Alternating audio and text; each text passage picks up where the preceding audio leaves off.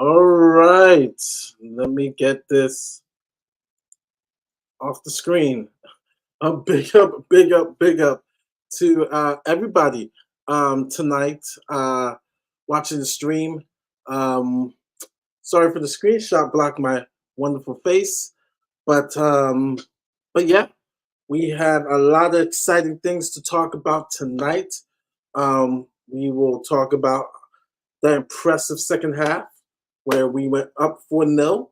Why can't we start it in the first half? And why can't we do it for 90 minutes? We'll definitely talk about Arsenal surviving their weekend game against Brentford, surviving penalty kicks. I mean, I'm thinking they're getting eliminated by Porto, and they survived that. So we'll go on to that and talk about who they might draw and who they don't want to draw. And then for us, we got the game against Fulham. Which is huge in regards to the Champions League run. But like I said, top 5 can get you. West Ham winning tonight would help the Premier League get in the 5th spot because of Inter's elimination. Our coefficient can be seriously. The Premier League will probably jump to Syria. It will probably jump Syria and getting the fifth spot. But you're wondering where everybody else. They are running late. Stefan will be here soon. We got Michael. He'll jump on, and we'll have anybody jump on. So Mr. Postov says anyone except City or Athletic for me. You know what, Mr. Postov, we're spot on. Teams that have dark hearts, and then of course City knows Arsenal. They know each other. So that is Real Madrid. I'm going to put there too. I mean, not you, Mr. Post Office, but some of the other people talking, like the Eagles. Real Madrid. This is their competition. No one should be happy to face Real Madrid. Sam. No one wants Real Madrid. No one wants to play in Real Madrid. It's Madrid. But Barcelona, borrowed time. Dortmund, yeah. PSG is interesting. interesting. They got the best player in the world. Anything can happen with PSG. So that's a wild card. But those are the teams that most people will want to draw. PSG, Barcelona, and Borussia Dortmund. Bayern, I see a lot of Arsenal fans say they want Bayern. Yo, as long as they got Harry Kane, Mueller, Musala, like, trust me. And then you're going to Germany. Like, your history against Bayern is not good. So I would be like, yeah, I want Mario Vieira. What a player Porto signed for him. Yep, Boca Juniors. A Boca guy. He was the man of the match for me that first leg. Vieira is he's solid. Any Premier League team from Spurs, I'm hoping they get a guy of his quality. And so, yeah, let me just get some big ups. This is gonna be a good show. We'll talk a lot about who Arsenal may face. We'll talk about our Fulham game. We'll talk about the performances and whatsoever. High level delusion. Yes, Justin, you're at the show for high level delusion. We are sipping, smoking, whatever that causes delusion. David is in the house. I think something needs to be dropped for Fulham. Thoughts? No. We'll talk about that. We got Ray the Yid. Big up still on the panel. Mari and no panel as of yet. But like I said, Michael, Stefan is on the way, and this show it's always up for surprises. Ian, evening everyone. Big up Ian. Big up Adrian. Good evening all. Tom is in the house. Evening everyone. Big up. Roy is also in the house. Big up. Jonas, Tonelli, big supporter. Just big up still in the panel. Bob, big up all. Thank for Gunnar. Big up. I know you guys are still celebrating over Porto. But you know what? That type of victory does help. It builds maturity. It does. It does build maturity. Fifth place, Champions is pretty much confirmed now as well. Big for us. Yeah, it's. I mean, what automatically solidify is if Liverpool, West Ham, Villa, if we win any tournament, because the Serie A has bombed. Serie A has bombed in this tournament. The Premier League is going to jump. The Bundesliga is number one, and then number two is Serie A. The Premier League is going to jump it. So fifth will get you the Champions League. It will get you the Champions League. And so,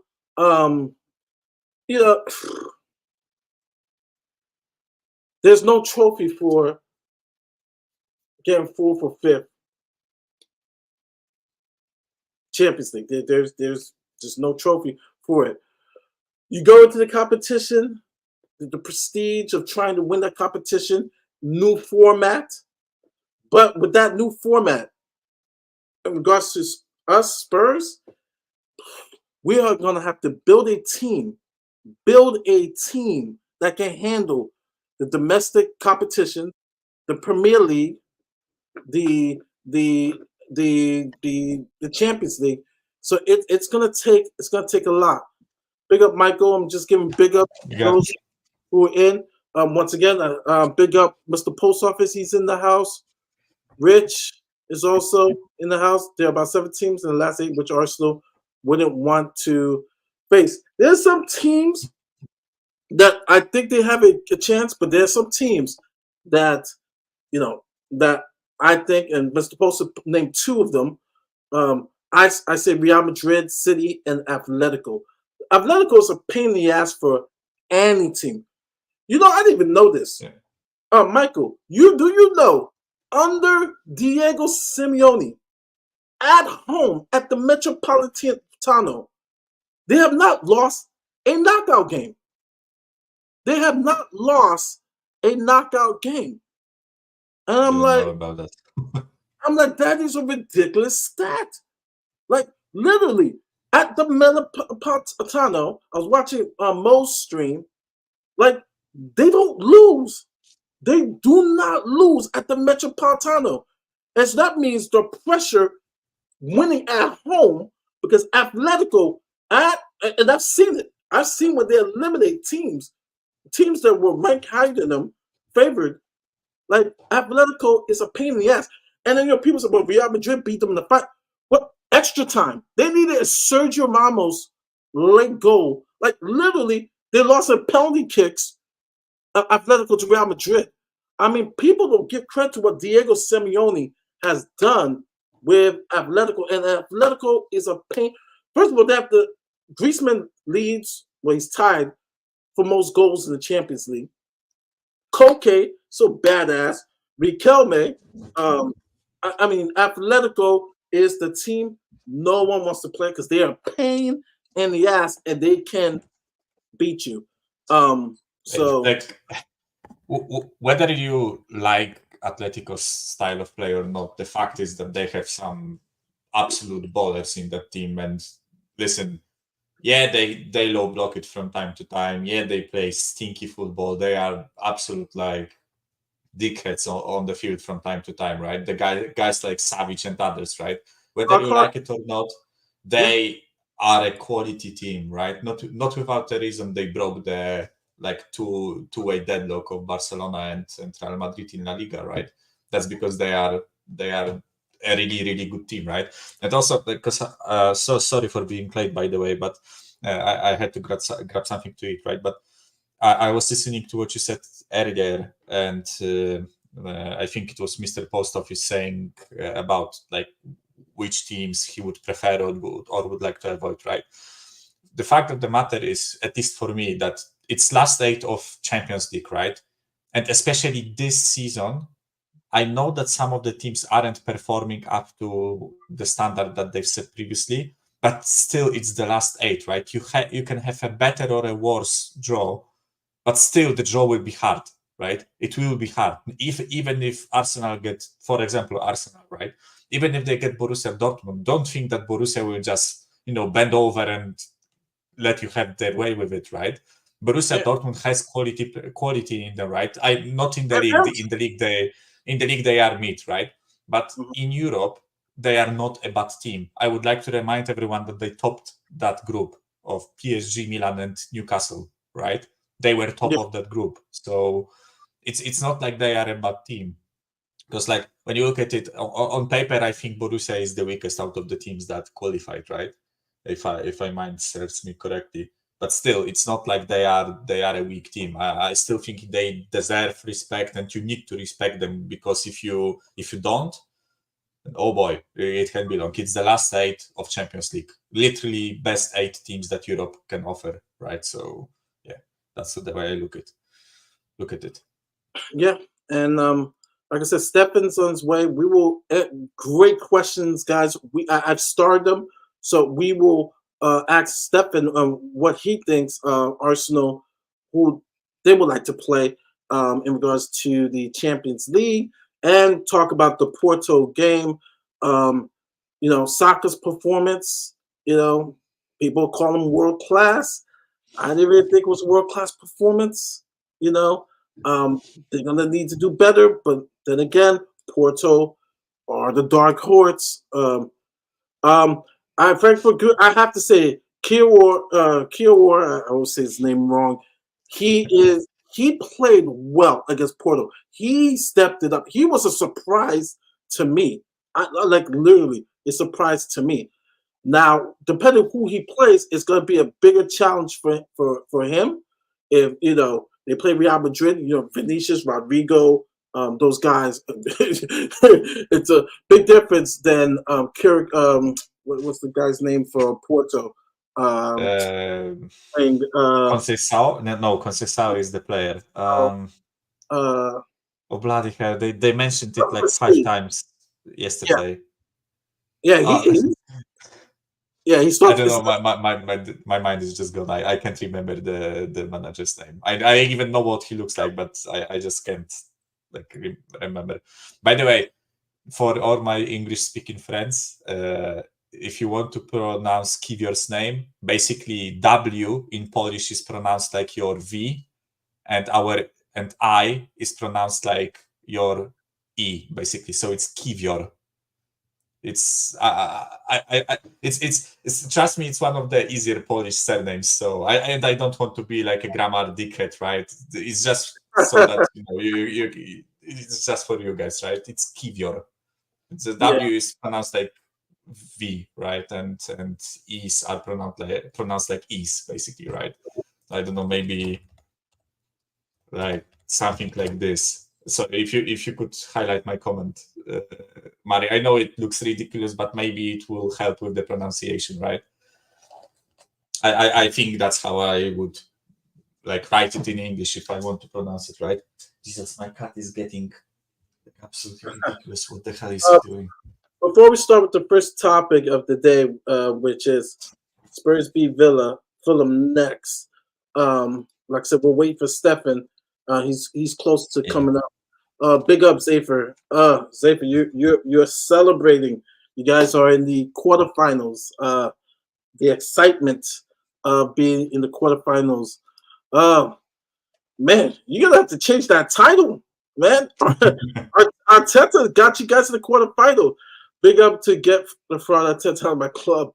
You and Lee Gunner, man. You and Lee Gunner are gonna have to eat crow. I I yeah, mean, I think he said that if they win something this season, he will change. If I recall correctly, I don't want to like put the words in your mouth, get the fraud right, but I think last show you said that if he wins something, he will change the name. But yeah, I find it hard pressed. Even if they win, like if they win nothing, they get rid of Arteta. Right now, Arteta.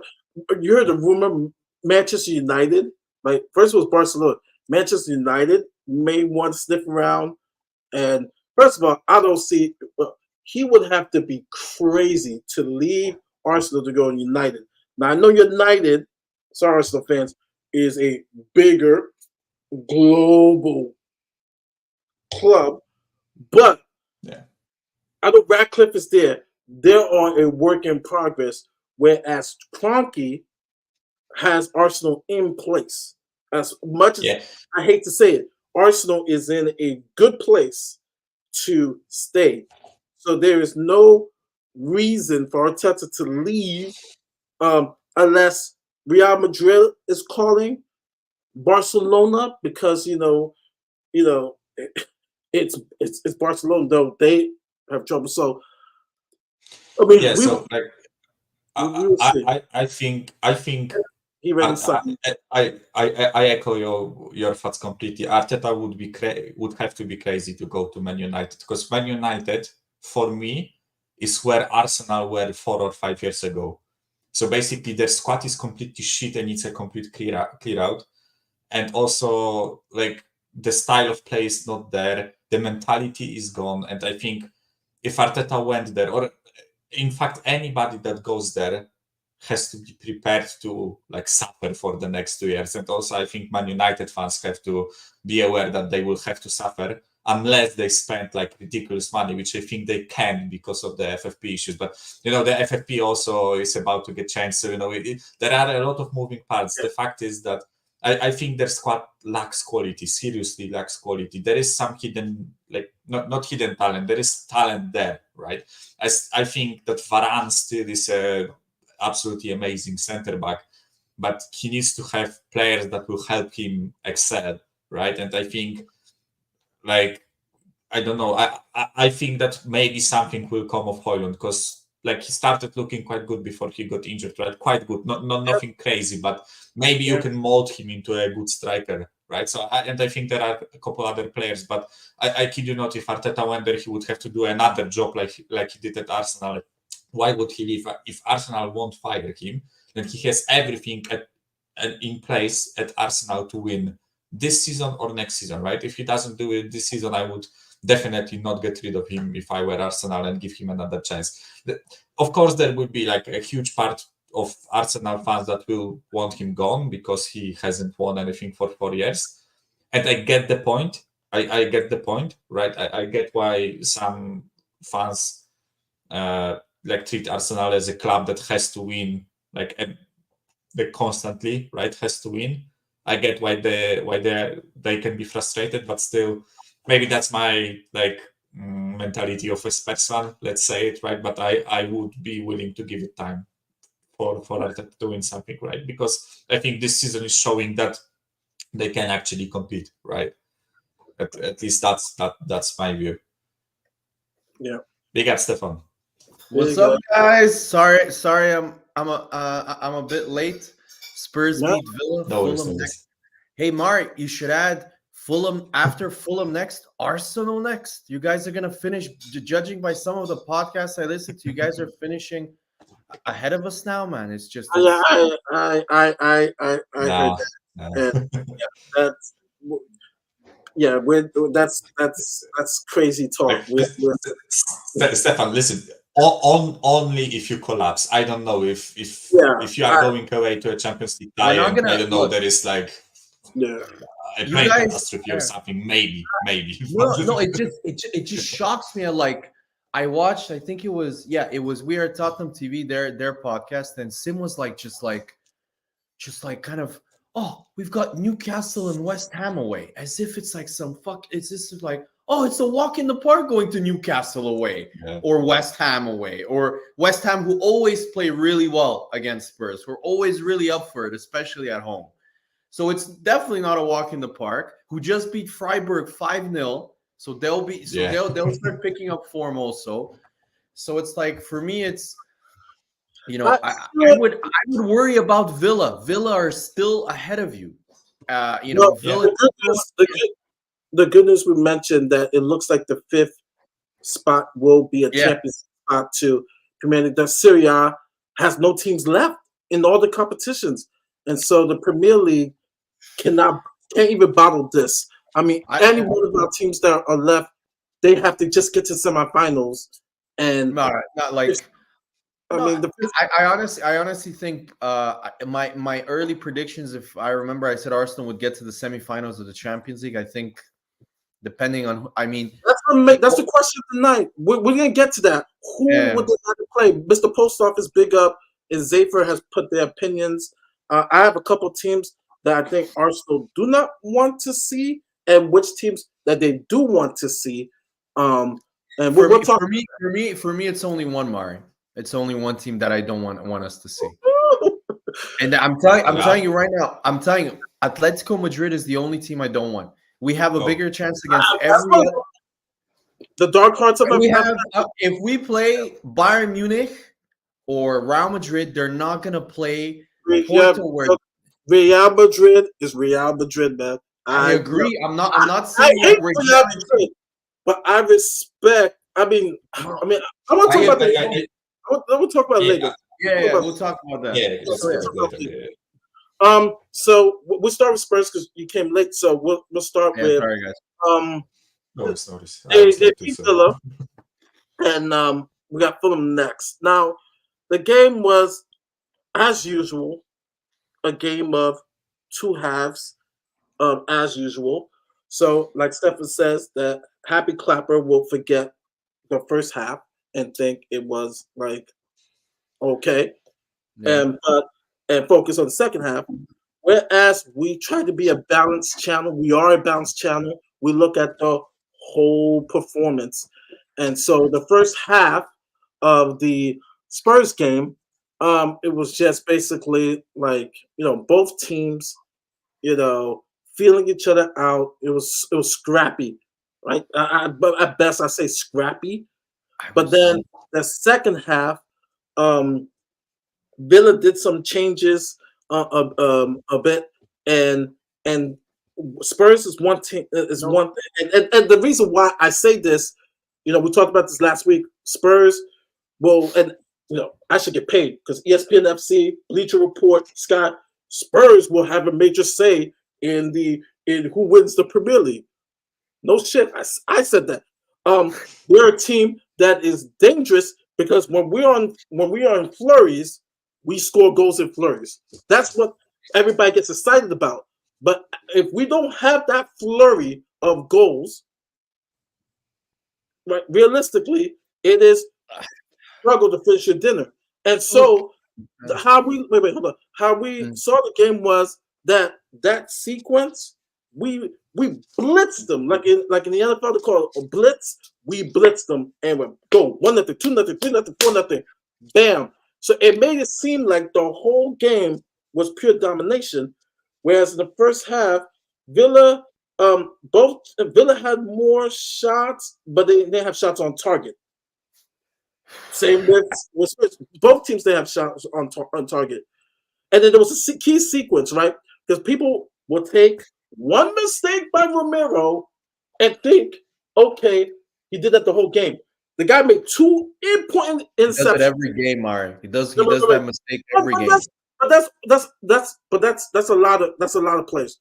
He made in the 46th minute an important interception that if he doesn't do it, I'm telling you, Watkins is walking. He's strutting into the goal. 1-0 Villa, which would have changed the game. But he made some big interception. Then, before the red card, when it was 2-0, in the 61st minute, he made another important interception. Because if Villa scores there, it cut it 2-1.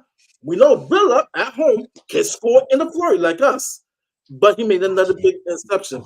And so I think to finally say that the team was, the guys, as much as I've been hard on them, all right, Timo scored, right? Sign him permanently. I mean, that's my scare. It's just like, one guys can play well to the end of the season, but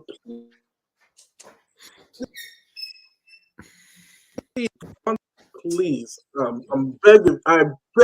Sorry, I'm back. No worries. You're cutting, Mari. To Champions League. You're cutting. Yeah, you're back. I think you're back. Or no? Okay. No, wait. No, for me, if I was to comment on the Villa game, I think. Yeah, let me pass off someone. Yeah.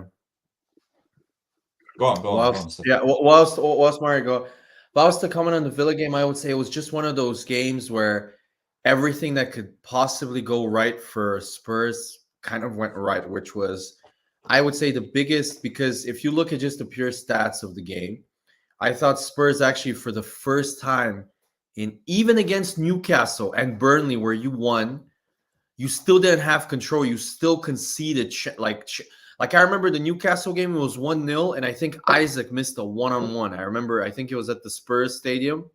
So you still concede big chance. But in the Villa game, I don't remember Villa having like a big time compared to, not even that, like even when you play teams would get on you, they would get into the box, you'd give them a lot of like space to run into. And for the first time, I thought Spurs actually looked good defensively. However, I don't think that was more. I think it was Emery, man. Emery did an Emery classic where he suddenly changed tactics and played a system for Aston Villa that they had never played with before. I thought it was smart at the time because you guys have struggled against teams that play three at the back a lot. You guys really struggled. You struggled against Palace. You lost to Wolves. So, Brentford, that was a tough game for you guys. So you guys haven't done as well. So Emery thought he could be a smartass and just change everything before the game. And Villa didn't look fluid. They didn't look succinct. They didn't look, like they knew exactly what their roles were. And I thought every single player from Villa was really poor. I thought Watkins was terrible. I thought, just the players where Konza was all over the place. Like you could see that they had never played that system. And you guys took full advantage. But what's forgetful is you say the 4-0, you scored 2 goals with your first 2 shots on target. So your effectiveness was, I'm not going to say unrealistic for the future, but let's be honest, most of the games that you play, you're not going to score 2 goals from your first 2 shots. You just won't. And if you look at the first goal was a moment of brilliance. It wasn't like a great attack. It was just an amazing cross from Sarr. And then once you scored the first goal, which is, I agree with you, Mari. If you watch all your games, you usually score a bunch, a brace. You score like 2 or 3 goals in the space of 10, 15 minutes. And then you kind of let loose. But I just thought Aston Villa, they were frustrated. They knew they were playing poorly. And then McGinn got the red card and the game was pretty much over. So for me, it was a great win. Winning away to Villa. Arsenal got beat there. I thought we were unlucky, but Man City got beat there. So it's they had Emery is famous for having an amazing home record. So I was really surprised. But let's see. I mean, Fulham away is also a really tough game. They have a really good home record. So I'm intrigued to see. And Fulham aren't going to play with this high line. Fulham their coach is very tactically smart. So he's given all the big teams a really difficult game. Arsenal, he's beaten us, and then drew. He gave Liverpool a really difficult game. They barely beat them at Anfield. They were leading 3-2 in the 80th minute. So Fulham are not an easy team. They beat Man United. I know Man United are shit, but they beat them away. So let's see. I mean, I'm still not convinced by Ange. I still think this football is not sustainable. And I think with Europe next year, especially with the Champions League, I think he will be found out. I really do. I just think it's too open, in my opinion. And I was just surprised Aston Villa didn't exploit that. Emery came out the game trying not to lose rather than trying to go for the win. That was, I think, the biggest issue for me. And yes. So if I were to comment on it, right? I want to I agree with you that Aston Villa were poor, but I would also like to point out that finally we played well against the team that was poor, in a sense. Yeah. So, for example, in the reverse fixture, I also think that Aston Villa didn't play well, right? We had majority of the ball, we are creating chances. Wait. So basically, what I want to say that I know we missed a lot of chances in that game, right, etc. It was our fault that we didn't win, but that's basically what I'm getting at, right? I think if we were clinical in that first game and put away the chances that Villa gave us, right, then the game would have been much different. And I think this game was similar. I was fearing after the first half, because I clearly saw both teams weren't on it in the first half, right? And what I was feeling the most was a stinky 1-0 win by Villa, right?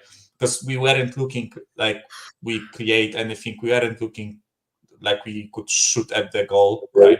Basically, just had possession for the sake of having possession.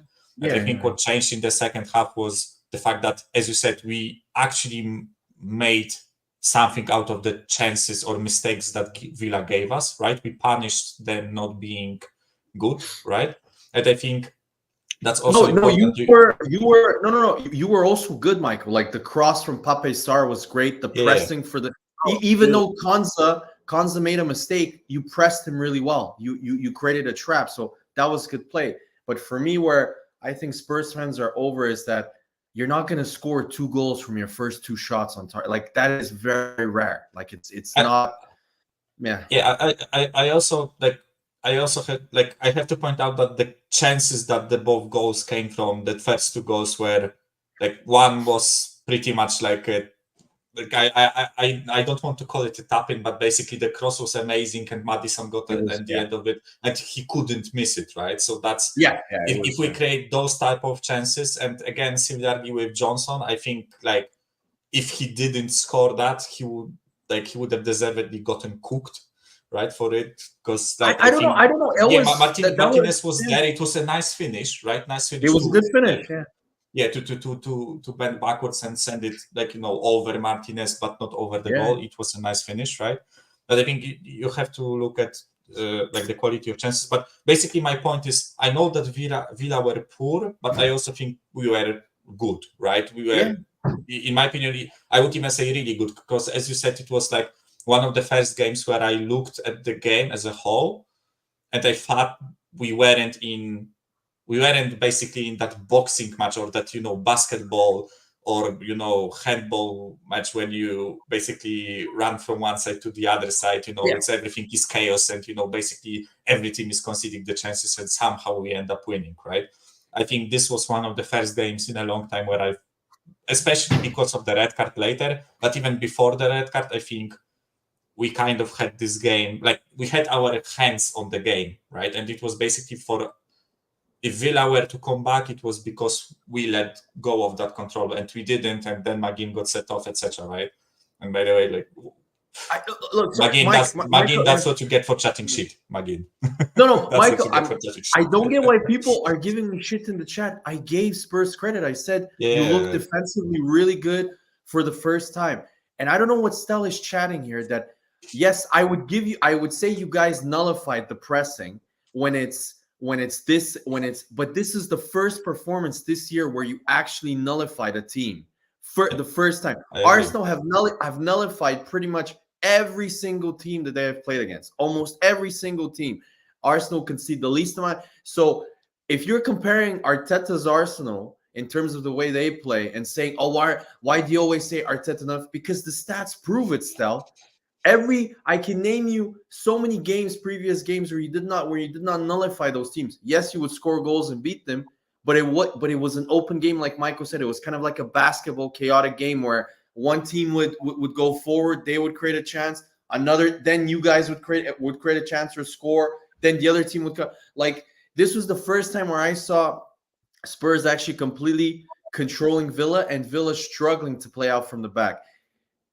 It really reminded me a lot of when Arsenal tried to play out from the back with Emery as the coach. Like I remember when Petr Cech almost scored it into his own goal, where the Villa players, they're not well coached in terms of, and Stella's like saying, oh, but Stefan, you said, I have always told you that Emery is overrated. Don't give me shit about Emery now. I told this panel, I remember at the start of the season, everybody was like, oh, Stefan, do you regret, Arteta being changed for Emery? Who told you that Emery was going to go to shit in the last 3 months? I did, because I said they're going to do really well in the first 6-7 months. They're going to go on a cup run probably, and he will prioritize the cup run. Arsenal did not nullify us at the Emirates. I mean, okay. So one game where Arsenal played. Stefan did this. Yeah, but also Stefan, I have to defend you here. You were talking about this year, right? This calendar year. This calendar year, I don't think you had a game where you didn't control it. Like at the beginning of January, I think one of the games that you had in that 6 or 7 game span was in January, right? One or two games. Technically, yes. Technically, this year you didn't you didn't control all of them, but. Ever since that good run started, you basically went off, right? No, but if you look at our defensive metrics over the whole season, we have the best defense in Europe based on the chances conceded, the shots on target. So I don't know what people are saying that Arsenal aren't nullifying opponents when, I mean, the metrics prove it. Arsenal have conceded, I think over 7 games, we've conceded 4 or 5 shots on target, something nuts like that. And we still conceded a ridiculous goal to Liverpool and Brentford, and a ridiculous goal to Brentford that we should have never conceded. So, in terms of, for me, it's that's what you guys have to find now, which is the most difficult, is that balance between attack and defense. Let's see if Ange can find that kind of that sweet spot. I'm intrigued. I thought Bissouma actually had his first good game in ages against Villa. Yes. In ages. I think that his last good game was I think the 9th game of the season, right before the Luton game. Before he got sent off. Before. So that was his first game where I thought, okay, he's up against the serious midfield here. Yuri Tillemans, Douglas Luiz has been one of the best players in the Premier League for the last month or so. I want to see him up against these players, and I thought he had a good game. But once again, and I'm going to say this out loud now, your best midfielder currently in your team is Sarr. I think he is easily your best midfielder. I rate him higher than Bissouma because the difference between Bissouma and Sarr, what I like about Sarr, is he's got character, he's got balls. Bissouma, the moment things get tough and he loses a bit of confidence, he goes to shit, guys. That's why this is now. When I watch Bissouma and I see the way he went from his first 9 to 10 games to how he went, I think Conte didn't rate him because of his mentality. I think Conte thinks if this guy isn't in full flow, if he's, of course, Matt. Well, hey Matt, weren't Spurs supposed to finish ahead of us at the start of the season? Weren't you guys gonna win? Because he was talking shit in the chat a lot. Now he's gone quiet. But okay, sorry. So for me, yeah. So for me, Pape Sarr for me is your best midfielder. Like Pape Sarr, because not only does he do a lot on the ball, he can be a bit more. He can be a bit chaotic in my. He needs to refine that in terms of his pass. But off the ball, the amount of running he does and the tackling, he gets stuck in no matter what. Bissouma, on the other hand, hides away, and I think that's the big difference between the two players. It was his best game. There's still things about Bissouma like that's just like passing the ball, like not turning on the pivot, like passing the ball backward. I still think it's not. They figured him out, Mari. I've told you, they figured him out. They figured him out. They go watch some clips or some tape on Bissouma now. I told you every time he touches the ball, they double him up. So if he turns to one side or to the other, he's covered. So because they know his biggest weakness, based on stats, and if you watch him, is his progressive passing. He's not a good. Højbjerg is a much better passer through the lines, and so he's a very negative passer. So the moment he feels that he might lose the ball, like he did against Nottingham, where he got a red card, like he did against Luton, where he was all over the place, he starts to pass backwards, and you guys start to feel pressed. The difference between Sarr is Sarr can take it on, run with it. He's got much more confidence. Sarr, I really like Sarr. I think Sarr, if you put a season number 6, this is what you guys have to buy. If you have any sort of mindset you have to buy a refined number 6 that can take the ball. The fan base is divided by that, and I even brought up Nagelsmann was talking about offensive teams, and that's what we want to be. All of them have a proper machine at the 6, at a CDM. I've said it, but people just say, no, not really. Bentancur can play that. I'm not saying that Bentancur is not a 6. Bentancur is not a 6. I would go to Saudi Arabia and get Kessie and put him at the number 6. I mean, I would do that. Kessie's an 8. You need to sign someone that can pass, that has. What I like about 6 is in a possession-based system. What you need is, if you look at Arsenal now.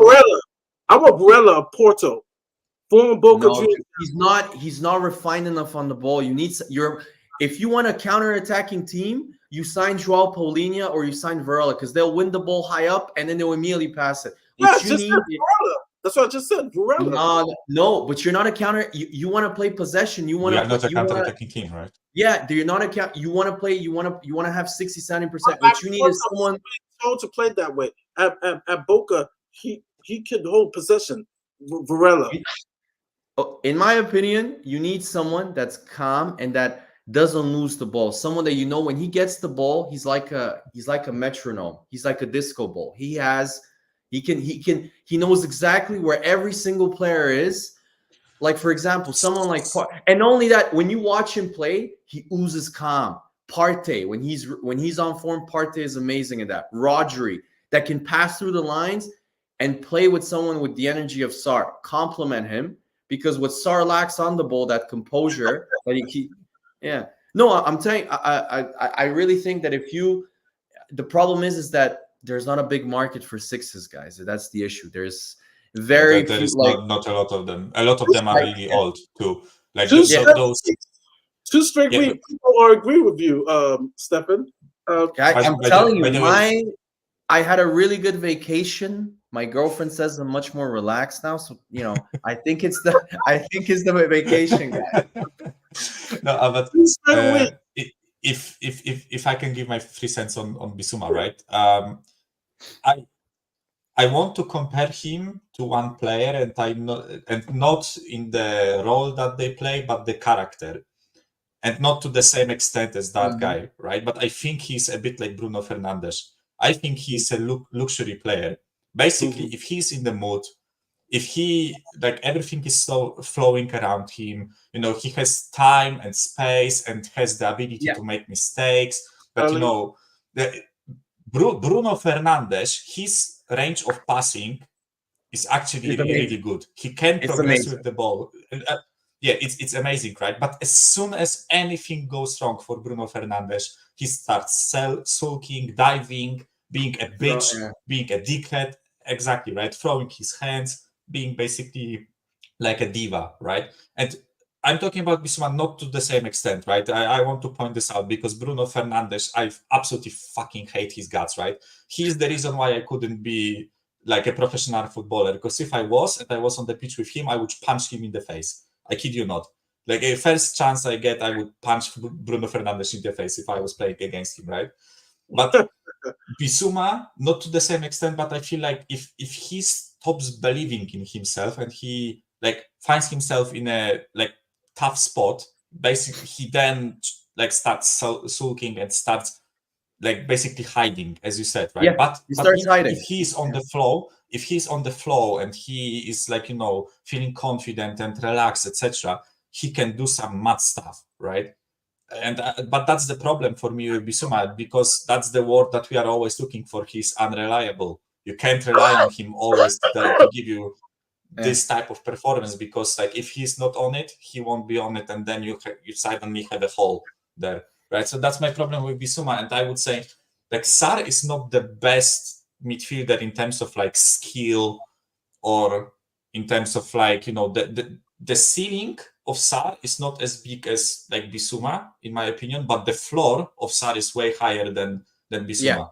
He's basically, he will always be a 6.5, 7, sometimes higher player that, you know, 70% of world is covered by ocean and 30% by Pape Sarr, right? That's basically how he performs on the pitch, right? That's why I honestly value Sarr more than Bissouma, right? Again, because of the consistency, not necessarily because of the like highlights, and you know, the best Bissouma will be better than the best Sarr, in my opinion. But average Sarr is way better than average Bissouma. Basically, that's the way I see it, right? I completely. Even Jason Groves, hey guys, this is really worrying now. No, we need to. I need to get back to my old self where everybody's talking shit. It's okay. No, but I just want to say, and I know this is really gonna sound bad, but I really think if Harry Winks was still in your team, he would fit far more. No, I know he's shit. Don't get me wrong, but he would fit in this system far more. You just said Harry Winks? No. Wait. He would fit far more than Højbjerg or Skip, in my opinion. Because Harry Winks, those two I could probably agree. Because Harry Winks, in terms of taking the ball out, keeping it ticking, passing the ball, Harry Winks was okay at that. He just doesn't have the physicality. Of course, I rate his teammate more, by the way. I rate Camavinga far more than Troy. Camavinga is ridiculous. I would love him at Arsenal. Yeah, he's better than Troy. But I love in my opinion, I rate if Camavinga can play left back, left wing, and still be really good, that just shows how good of a player. I love I think, and then just as a pure player, I rate Camavinga far more in terms of he can do everything. By the way, Mari, I want to say one thing, just like quick off top. Bayer Leverkusen are currently losing to Karabakh at home 2-1. Oh my god. And it's 92nd minute, so it's like probably a couple of minutes before they got knocked out by Karabakh, right? From Azerbaijan, I think. Yeah. Do you know, I actually read this funny stat. Do you know which two teams have the worst records in terms of finals? Losing finals. Aston Leverkusen, probably. No, it's not Spurs. You'd be surprised. No, it's not Spurs. Benfica, so it's Leverkusen, right? Benfica and Leverkusen. No other team has lost more finals than those two teams. Yeah, so Leverkusen are the Tottenham of Germany, basically, right? No, Dortmund. I'm sorry. After last season, the amount of times I've watched like the hype. The league. I'm Also- sorry. Yeah, they won the league. They won the league every time I watched Dortmund. The amount of games where I've watched Dortmund leading 3-1 and then losing 4-3 in 10 minutes, or Xabi Alonso. He's saying that Xabi Alonso is a fraud. I'm like, no, how? he just they're Oh, come focused. on. They're focused on the Bundesliga, man. Like, it's not. They're gonna get into the Champions League. Like, would they like to win the Europa League? Of course, but winning. I think they haven't won the Bundesliga. I didn't read since which year. It's been Get at into that least question. 30 years. Have they ever won the Bundesliga? I don't know. Have they? I'm not Can sure someone if check ever. this in the chat? Yeah, but listen, like I'm gonna go to the last.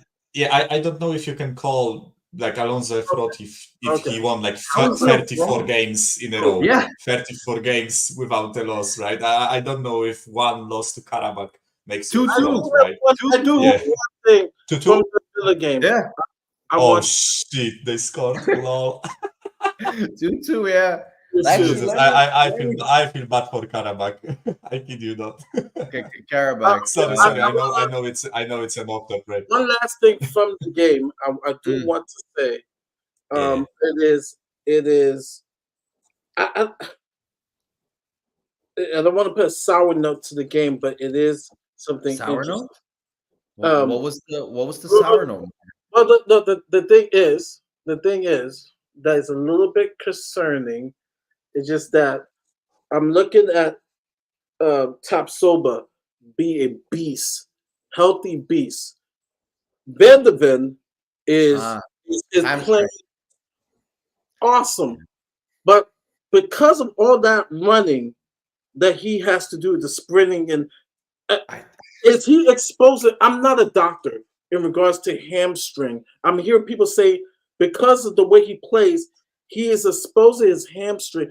Is it going to be a problem where we know automatically he is going to miss games every season because he's going to have a hamstring? He's going to have a hamstring problem. I'm a bit worried about that. I'm glad we signed Dragusin to better him than Dyer. We have Dragusin, but What are you talking about, Mari? He's starting for Bayern Munich. yeah, I know. You dickhead. You dickhead. But no, the Van de Ven injury. I know he's not gonna be out too long. But before I go step, I'll start with Michael. Does it worry you a bit that the hamstring? This is like number 2 already. Like, is this? And let me just point out what Mari just had. Yeah, go. It's the same hamstring, by the way. That's the worrying part. I don't know if it's the same hamstring. So go on, Mike. Like the news are that it's apparently like just some sort of knock or however you want to call it, and apparently he's supposed to be back for after the international break, right? So it's not like a lengthy one like the previous one. I get it. Just as a context, right?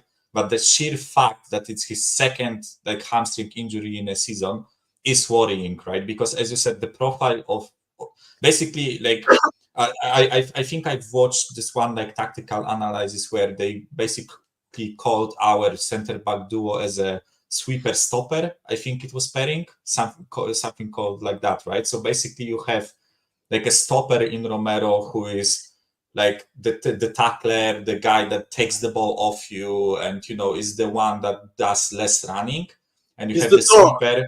Yeah, and you basically a battering ram and a shield, right? Something like that, right? And Van de Ven is the guy who sweeps the ball, who does the running, who does the sliding, etc., right?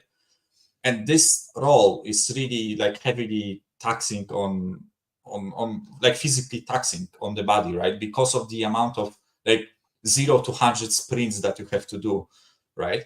So yeah, it is worrying because I genuinely think Van de Ven is a better defender than Romero, and I think he is like key for this defense to work, right? And it like the fact that he is getting those hamstring injuries for me is the reason why we should go and get another left-footed center back in the summer if we can, right? Funnily enough, there were links today to a left-footer from Bundesliga. 3-2. 3-2 Leverkusen. Lord, Wow. they are gonna go. they are shit housing those wins and draws. I do not like. That's honestly mad, right? But yeah, like coming back to the topic, actually, like the validity of the link is up in the air, right? But the sheer fact that there are some rumors that we are looking at another left-footed centre back, for me, is a good thing. But because we need cover for Van de Ven, because if he gets injured, there needs to be someone of maybe not like the same quality, because like I don't want to like drown him in superlatives, but I think he's a really, really good defender, right? So we need at least a really good defender, one less really, right? So that's the way I see it, and it is worrying, and I'm just thankful that it's not a long one, right? Because if he was up for another 3 months up until the end of the season, then I would be looking at the top four thing much with much less hope, right? Stefan? Look, I've said this before. Go and watch the biggest example of the way you guys play, that sort of never end-to-end super high intensity, which I think next season will catch up with you, is Marcelo Bielsa. Someone, that Mari, as a big Argentinian football follower. Yeah. If you watch and look at his teams always suffer a massive injury crisis because of the intensity, because of the way they press, and because of with the high line. Van de Ven next season, I guarantee will get at least 1 or 2 more hamstring injuries because of the way he plays. The amount of sprints. I don't know if you guys saw, there was a Sky Sports graphic showing which teams had the most amount of sprints per game. Spurs were at least 20 to 30% more than every other team. Guess which 2 teams had the least amount of sprints? Guess. In the league? Probably you. Yeah. Right? Arsenal and you Man and City. City, or you? Yes. Us and City. Yes, the 3 teams that had the most amount of sprints had the most amount of injuries. Brighton, Chelsea, and you guys. So this isn't very scientific, guys. It's not empirically proven, but there is a slight correlation with the fact that Brighton have by far had the worst injuries. Chelsea, I don't know if it's the training routine, because I've heard Pochettino is awful with that, or the fact that Chelsea don't have a medical department. They have a bunch of archaeologists working as a medical department there. So I don't know what. Now, our medical department hasn't been great either the last couple of seasons. I mean, we haven't been great. That's true. That's true. Like even with Solomon, for example, he should have been back much earlier. They screwed up his treatment. Jose Mourinho called out our medical department. Yeah, but Jose Mourinho is the old school coach where if you have a broken leg, you should play. So I wouldn't take Jose Mourinho's opinion. I would just look at look at which team has the least amount of injuries. Arsenal have had injuries, but they haven't had as many as last season. Man City have the fewest by far. Why? Because of the football they play. So for me, I think it's next season. I really think, and don't forget, I don't know if you guys know this stat. Christian Romero has missed 40% of all the Spurs games. He has missed more games in terms of percentage than Partey, and Partey is seen as super injury prone. So Christian Romero next year will get injured. He is also very injury prone. He called out in February, last February, the medical team in the interview, and he had to retract it the same day. I mean, that's bullshit a little bit, because if I remember, Romero got 2 of his big injuries in the last 3 years of Spurs playing for Argentina. So, I mean, how is that Spurs' fault? He called out the medical team, and he quickly had to retract that on Facebook, Instagram, and said, "Well, no, he didn't mean that in the interview." And he's not the first player to say that. I'm just saying that our medical team is not the greatest. By the way, the other guy that the way he plays, it's not sustainable, guys. Udoji. Like the amount of running he does, I'm really intrigued. I want to see a stat of which players have the most sprints per game. I would not be There's surprised. rumors saying that they're going to get someone at his position to challenge him, and I so hope they have to, because Yeah, Odoji will get his type of game. He will get it. The amount of running he does. Him and Pedro Porro. Pedro Porro, by the way, go look at his injury history at Sporting. He's been really fit this year, but if you look at his injury history, it's not very good. So usually with me, injury history is very, very accurate. You look at the player, apart from the only one that I can think of that was completely against the previous injury history was Partey. At Atletico Madrid, he never had an injury. He came to Arsenal and he turned into like a walking hospital. But every other single player that I have seen that Arsenal have signed, Tierney had a massive injury history at Celtic. Came to Arsenal, what was his biggest issue? Good player, always injured. Tomiyasu, go look at his record at Bologna. Great player. I love Tomiyasu, but at Bologna, he had calf injuries all the time. He comes to Arsenal, he has the same type of injuries. Zinchenko. Zinchenko. Go look at Zinchenko's history in Man City. He has a lot of injuries. Comes to Arsenal, the same thing. So usually, I don't want to jinx it, but Declan Rice, no injuries at West Ham. No injury whatsoever. Comes to Arsenal, it's the same story. Go Saliba, Gabriel, no injuries, no previous injuries at their clubs. They come to Arsenal. Yeah, last season Saliba had a stress fracture in his back, but that's not it's not the same as it's not a muscle injury where muscle injury. Yeah, it's a stress fracture, right? So it's a fracture, it happens.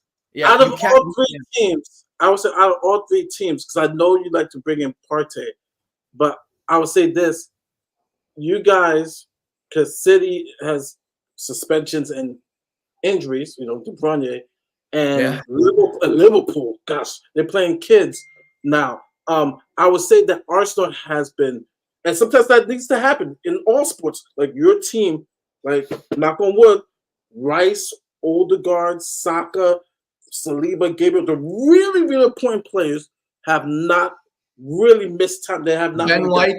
Ben White had a ridiculous injury history at Brighton, never got injured, comes to Arsenal, same thing. Ben White never gets injured. Yeah. So it's a correlation. It's a correlation, Mari. That's the thing.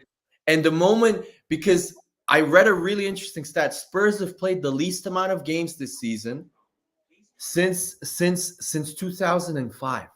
So this season is not a good measurement stick for injury. And the fact that you still have a lot of injuries, you had a massive injury crisis at one point, for me, is extremely worrying. Yeah, people are going to say, look at Klopp, in his first season, they were trying to get used to the football, they were getting injured. No, that's not correct. Klopp signed players that had no injury history. Klopp signed Fabinho. Go look at Fabinho. He was never injured. Klopp signed Mohamed Salah, never injured. They started signing players that had no history of injuries. Yeah. But by the way, if I can make a point, because I want to agree with Frankfurt Gunnar here, right? Because I agree with the comparison with Bielsa's Leeds in terms of the intensity and the amount of sprints, etc. My only it's more of a hope, right? Is the fact that we get ourselves a squad good enough so that we can rotate them, right? Because I think our biggest issue for me this season was the fact that, listen, I think we have a really good starting 11, right? I think we deservedly are 4th or 5th based on starting 11 quality, right? The issue is, as soon as you tap into the bench, the quality drops up massively, right? So rather than rotating, Ange would probably prefer to play his first 11 and risk an injury, right? Which, listen, we can debate if that approach is good or not, right? My hope is that we will build on this starting 11, adding players so that we can rotate them if we need, or even if someone gets injured, we can bring a player of the bench that is of not the same quality, because you never can have 22 players of the same quality who are all fucking amazing, right?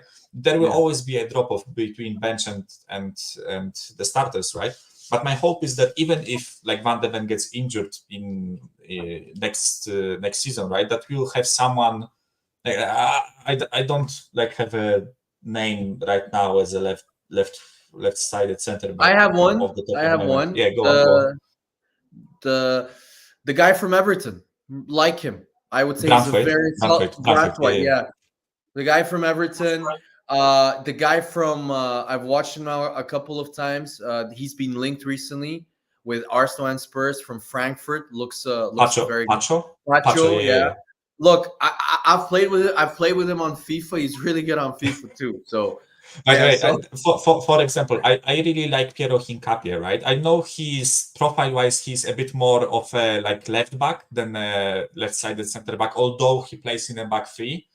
But I think like I'm just thinking of like a fast, guy who can go to the ground and take the ball off you to play that like sweeper role, right? I'm not saying like I just left-footed center backs are not easy, right? Because like I have a couple of the top of my mind. I just don't know about the quality. Like Goncalo Inacio from Sporting, like many people are raving about him, but first of all, Sporting will absolutely like fuck you sideways in terms of like the money that I wouldn't go for him. You said Sporting. I would go for the black center back. I forgot his name. Oh yeah. The African guy. The African guy. Diomande. Oh man, Diomande looks legit. Like he's massive. He's super good on the ball. He's got really nice passing range. He's right-footed though, but he's very good. He can play from the left also. But look, Spurs for me, they have two, I would say, like for example, when people ask me about Arsenal next summer, I would like a striker, but I would prefer us to sign first our biggest need. Our biggest need next season is to sign another fullback. We need another fullback, especially a left back. We need another left back. Then from there, I would say our next biggest need is a center mid. We need another center, maybe a mix between a number 8 or a 6. Kind of like why Arsenal. Martinelli's out? I didn't even know that. Yeah, he has 8. I mean, it's not a serious injury. We used it as an excuse, like Man City does, to get their players off into that. It's a cut on his foot. It's not a. Yeah, I heard the same. That it just needs the stitches need to heal. I asked my parents because they're doctors. How long would you say? Like they're like, if it's a deep cut, probably around 2 to 3 weeks. And I was like, really? They're like, yeah. Like if he tries to play, it's gonna open up again, and that's another 2 weeks again. So that's why they're being careful. But the most important thing, it's not a muscle injury. It's just a cut. So it's not a big deal. We're into the next hour. So the first hour we did Spurs. So the next hour I want to do just a recap of Brentford, Porto, and I want to do who you guys want to see and who you don't want to see in tomorrow's drawing. I will just say this because I want to throw it out there. The Brentford game, really, really scrappy. I know people talk about the dive and whatsoever. Should have been second yellow. Should have never scored and whatsoever. And the coach for Brentford complained and whatsoever. I would say this: you're going to get these type of victories. Liverpool has got them. City has got them in the title push. So it's not always going to be name your score 5-0, 4-1. This is the Premier League. Teams want to survive. So it's the last 10 games. It is going to, for all three teams. It's going to be a race, and it's going to be probably one of the greatest races I can't remember with this. I remember 2 teams, but three, and every point is precious. So it's going to mean something. I want to talk more about the Porto game, which I'm going to be fair and balanced. The positives, and I said this earlier, is just that, wow, a tough fought victory, right? You could always, players grow from it. You could grow like the players, like they just went to war, right? In their home and went to penalty kicks. You can only grow in experience and maturity in regards to that. The only thing is that, and someone said this Arsenal fan said this, you also got to be humble. This is Europe. This is it. It could it could break your heart, especially going to the quarterfinals. And the players have to know that it is going to be to win this tournament. Your mentality has to always be there. I thought the game was, Shit. Trossard really really saved the team there because Saka, as people say, world class. He's world class. He isn't. For me personally, I'm biased. I was just like, well, they really didn't do much. In my opinion, I thought the player who really impressed me was Kielwar. I know I say his name. That was surprising. He's looking. The Polish Maldini, just playing everywhere. Kielwar and Trossard were the two players I thought were like Trossard. Really, Trossard, apart from the goal, was shit. Yeah, he scored the goal. No, I agree with you. But he scored the goal. The only three players, four, I would say, that were. I'm trying to name players. I'm trying to name players who, like, I could say, like the three people, right? So Kielwar, I had to put there. Havertz played okay. Havertz was trying at least and getting in their faces. Ben White.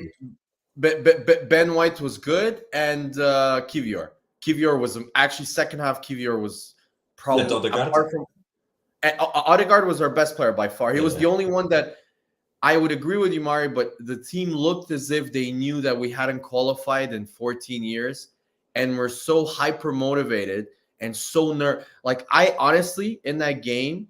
The reason why I thought of how nervous we were and why everybody underperformed. I thought Declan Rice and Saliba were the two worst players on the pitch, along with Saka. I've never seen that Declan Rice look so out of the game, lost. But the reason why I'll tell you is they're so nervous. This is new. Wait. Yeah. No, I agree. But I'll tell you what. I swear to God, if you count the amount of times Saliba and Gabriel literally just hooved the ball and cleared the ball, I wouldn't be surprised if they do a count on the amount of clearances they did.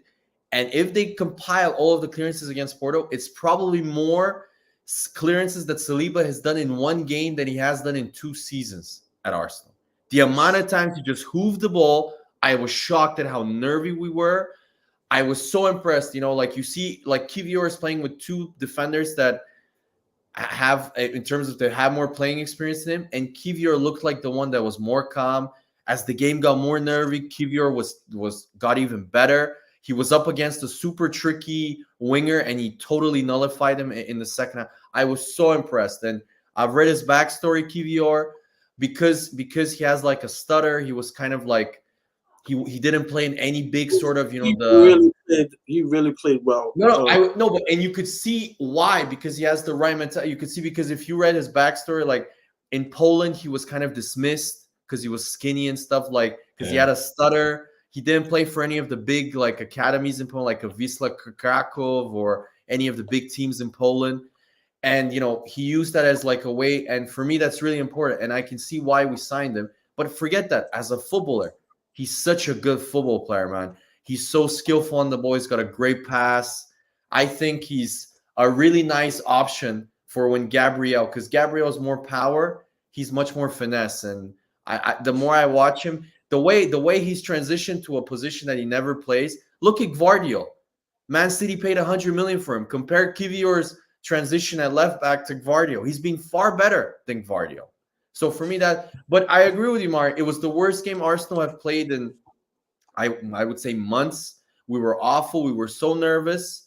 I thought the moment it went to extra time, I'm like, we're going out. I've seen this before. But you know what? We managed, Arteta questioned, Aaron Ramsdale, why did he sign a new keeper?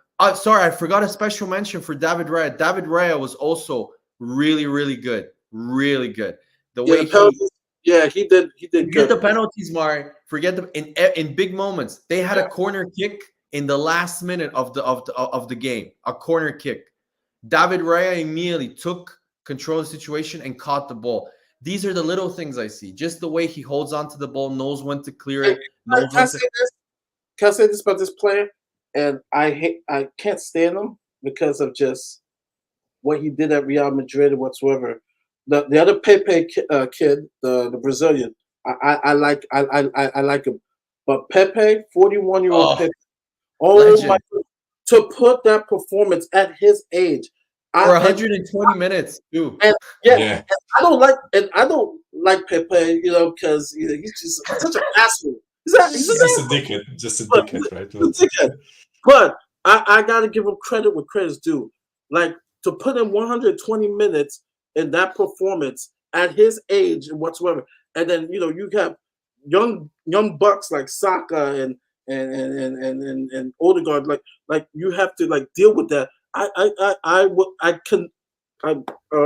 bravo to him. A bravo to Pepe. Keyword, man. Experience. And it showed in this game. Arsenal had zero experience. They're the youngest team in the Champions League. This was the first Champions League playoff for all of them, pretty much, apart from Kai Havertz and Jorginho.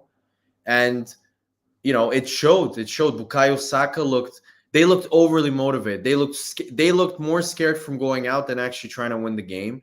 And we got lucky. We got a bit lucky in terms of, we didn't get lucky because of the fact that Porto had better chances, or they were really piling the pressure. I just didn't think we were good. Like, did we score? Yeah, we scored. The goal was a moment of brilliance from Odegaard and I know everybody talks about the Odegaard goal, the pass, but the Trossard finish was also ridiculous. The way he finished that ball he made it look easy, but that was such a good finish. So look, it was also obvious what. Yeah, but he was shit also in the last 20 minutes. He was all over the place too. He was overwhelmed too. He was overwhelmed. Like I said last week, George experienced. Jorginho was. He should have the last 20 minutes. Yeah, but you're playing 120 minutes. I can stand.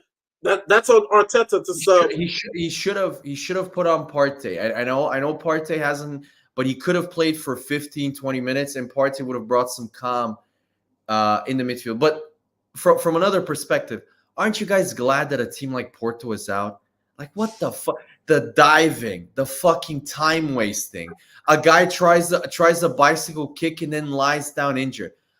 And then the coach, for the third time in a row, after losing, because he's a piece of shit, accuses the coach of being insulting. He accused Thomas Tuchel.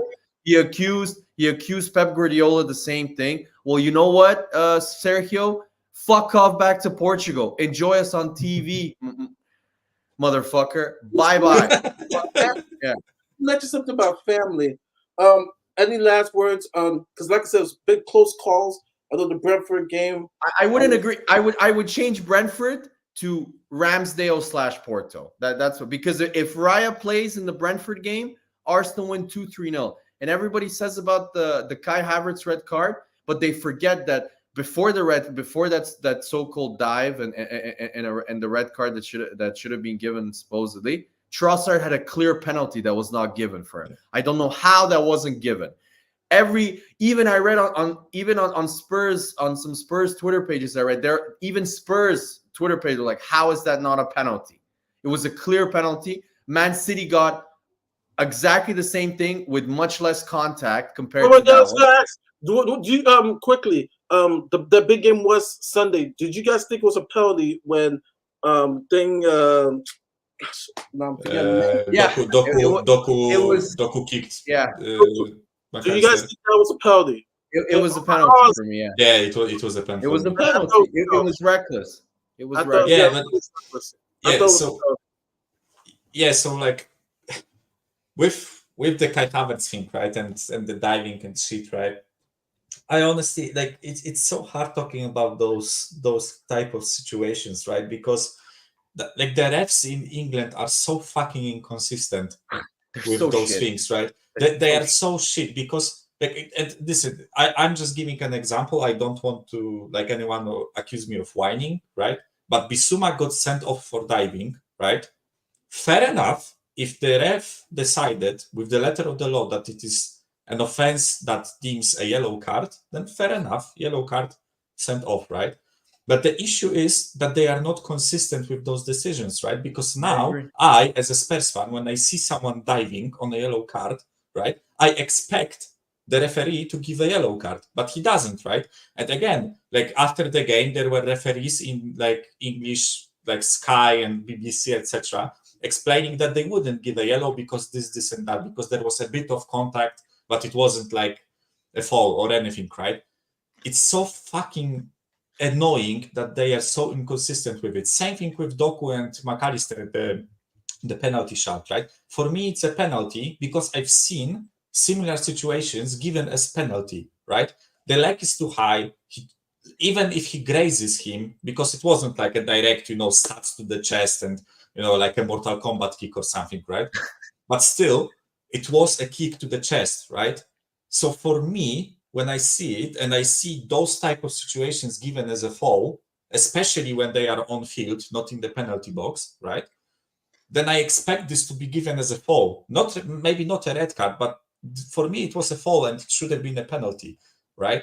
That's the infuriating part. And yeah, so like by the way, as you said, you should have gotten a penalty on the like Kai Havertz foul. For me, it was a foul. It should have been 2-1 probably at that point, right? And even then, if Kai Havertz gets sent off after that, right? Because if I remember the chronological like thing, it was first. Yeah, 1-1. Trossard, clear penalty, not given, and then like 15 minutes later, Havertz does the Havertz dive and then the goal, right? Yeah, so I think it should have been 2-1 before the Kai Havertz thing, right? And even if he got in the red, then maybe he would have shithoused. I mean, they defended and gotten a win, right? And with the Porto game, I have to admit I was surprised with like how much Porto wanted to play with the ball. Like if they were playing, if they were not diving and doing all that mad stuff, right? They were actually like playing with the ball. I expected them to go like full park the bus and just shut up shop and do nothing. Whereas they kind of surprised me with how much they like pressed you and attacked you, right? And I think like they kind of highlighted one of the weaknesses of Jorginho, in my opinion. Jorginho, like again, he is amazing. Yeah, he's amazing at spraying the balls, finding the pass, right, and being that like metronome, if I want to call him, right. But if you press him aggressively, and especially when you hit him, when you don't give him time, then he like starts showing weaknesses, right? I know like what he did against us when we played at Emirates was like a bit of a fluke because he miscontrolled the ball, etc. Right? But it's kind of in the same principle. When you press him, he starts like panicking a bit. When he's given time, he's absolutely like class with his passing, right? So yeah, but listen, as Mari said, right? I have to big up the performance because like it was a war. It was like a game where Porto clearly came there to frustrate you and to catch you on a break, right? And to catch you, and that's and many teams get caught up in this like emotion, the type of match it is, right? That's Champions League knockout, and you get caught up in it, and then you do something stupid, lose the ball, concede, and if you conceded, it would have been 2-1, right, in the match, and then like much shit can happen, right? So kudos to you. And by the way, the penalty kicks by Porto were absolutely fucking shocking. I don't know who teaches them to take penalties. No, one of the saves by David Raya. No, I'm not saying that like it's not because of Raya saving, right? But I'm saying that maybe because like in the Premier League there are some absolutely mad penalty takers. So when I look at the penalty, I'm almost like always like it's a guaranteed goal, right? When you watch guys like I don't know, Saka, Kane, Haaland, all the other guys take penalties. So when I got to see Porto taking penalties, I think they weren't like, those type of penalties where it's basically unreachable, especially considering how like short for a goalkeeper David Raya is, because he's like 1.85 m or something, right? Which is short for a goalkeeper. It is. So yeah, yeah, I think like overall, in my opinion, it deserved advancement to the quarterfinals, right? And yeah, basically like just deserved based just deserved, right? based on the fact that Porto were dickheads and just they just the Frankfurt biggest Müller, dickheads. I did watch Inter. I did watch Inter. What the Oh fuck my was god, that? yeah, I was Yeah. I was like Inter, let's go. That's They like bounced. They bounced that game. You know what I mean? Durham missed like sitters, like literally, like. I felt yeah, bad. Thuram, I remember he missed the big 1-on-1. He skied it, right? He skied it. Yeah, and Oh. Barella like shot directly at the keeper. Yeah, no, Barella shot it really weak, like he was tired, I think. But no, it was just for me. I saw another side of Arteta, though. I was not that I was impressed. I actually got annoyed. I'm like, you're at home, put them. What Arteta saw was, okay, my team is nervous. You know what? Let's go for extra time. We're not playing well. We're not. I've never seen Arsenal not pass out of the back. Like the amount of times Saliba and Gabriel played along, I was shocked. And I think Arteta saw that and said, you know what? I'm not going to change. I'm not going to go all out for it. I'm going to keep it at that. I'm just going to keep it like we're going to be defensive. We're not going to let them counter on us or try and open us up. And we're going to beat them. And he gambled on the fact that we're at the Emirates and we're going to win on penalties or extra time. So I thought that was a bit more mature, because if this was last season, Arteta is fucking putting on Smith Rowe, Reece Nelson. We're going 6-man attack, full on. And like everybody's going to put on. And then they're going to, score on us on the counter. So for me, that was the most impressive. But I just want to say about the just going on about the Liverpool penalty. Liverpool can fuck off. Okay, Klopp, the amount of moaning this absolute, I don't know what to call him, does.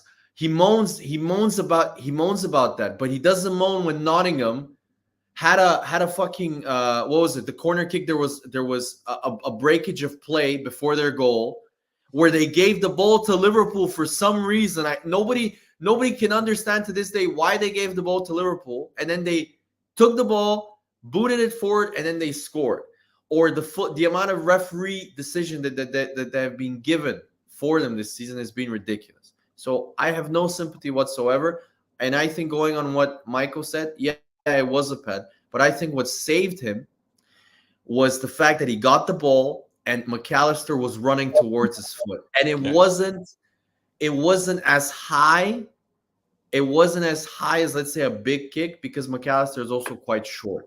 So I think the fact that he got the ball and McAllister was running more towards it. And he wasn't looking at McAllister, right? He was like watching the ball and basically like but Michael. Yeah, I know it's not an excuse, right? But yeah, like it's like somebody saying, "Oh, he broke his leg, but he didn't mean it." Okay, yeah, he still broke his leg. So he still broke his leg. Like I remember, what was it? I don't know if you guys remember, sir. Bayern Munich played against Man United like 10 years ago, and Nani was watching the ball and does like a massive high kick and just completely takes out, I think it was Ribéry or someone, and they give him a straight red. Yeah. And then Ferguson comes out, and they lose to Bayern. They lose in the champion. And then Ferguson comes out and says, "Oh, that wasn't a red card. He didn't mean it. The guy almost took off his head. Like, of course it's a red card. You're supposed to watch your surroundings, So for me, that's why I think it was. If I was an Arsenal, if I was Liverpool, I would be annoyed. I would think that's a pen. But I can see why they didn't overturn it, because there wasn't enough, in my opinion, to make it a stone cold pen, because he did get the ball and the guy was running towards his foot. And I think that's what stopped it. If he didn't get any of the ball, I think they give it immediately. It's a pen. So that was for me. Okay, let me just answer this. I did a ranking list today with a friend of who I want. Who's Mari, this? there is two of you. Yeah. All right, I had to kick myself. I don't know what's going on with me. Is there echo? Yeah, there's a lot of echo. Yeah. Okay. Let me get out the room. So I did a ranking list. Number 1, Dortmund. number 2, and these are number 2 and 3 are interchangeable for me. I don't really care. PSG and Barca, number 2 and 3. Yeah. Number 4, Bayern Munich. Number 5, Real Madrid. Number 6, Man City. And last, I would rather shit on my own hand and eat it than play Atletico Madrid. Because Atletico Madrid make Porto look like Rookie. Yeah, they make them look like Leeds, like in terms of how open football they play and stuff like that. So Yeah. for No, me, I would change it a little bit in regards to who Arsenal does not want to play. I would say number 1 on the list would be because they're the defending champions. I would say City in the 2 legs. Though they know City. I would say 1A and 1B with Real Madrid. No, they're gonna play open football, Mari. As long as they play open football, for me, but Arsenal have a Real chance. Madrid, this is what I was trying to tell you about European nights and stuff like that. You have to understand, man. Real Madrid, like to kill, like even City when they beat them, they had to like kill them at the stake. And Arsenal, they have the cojones? They destroyed them. They didn't kill them. They destroyed them. Like to kill them.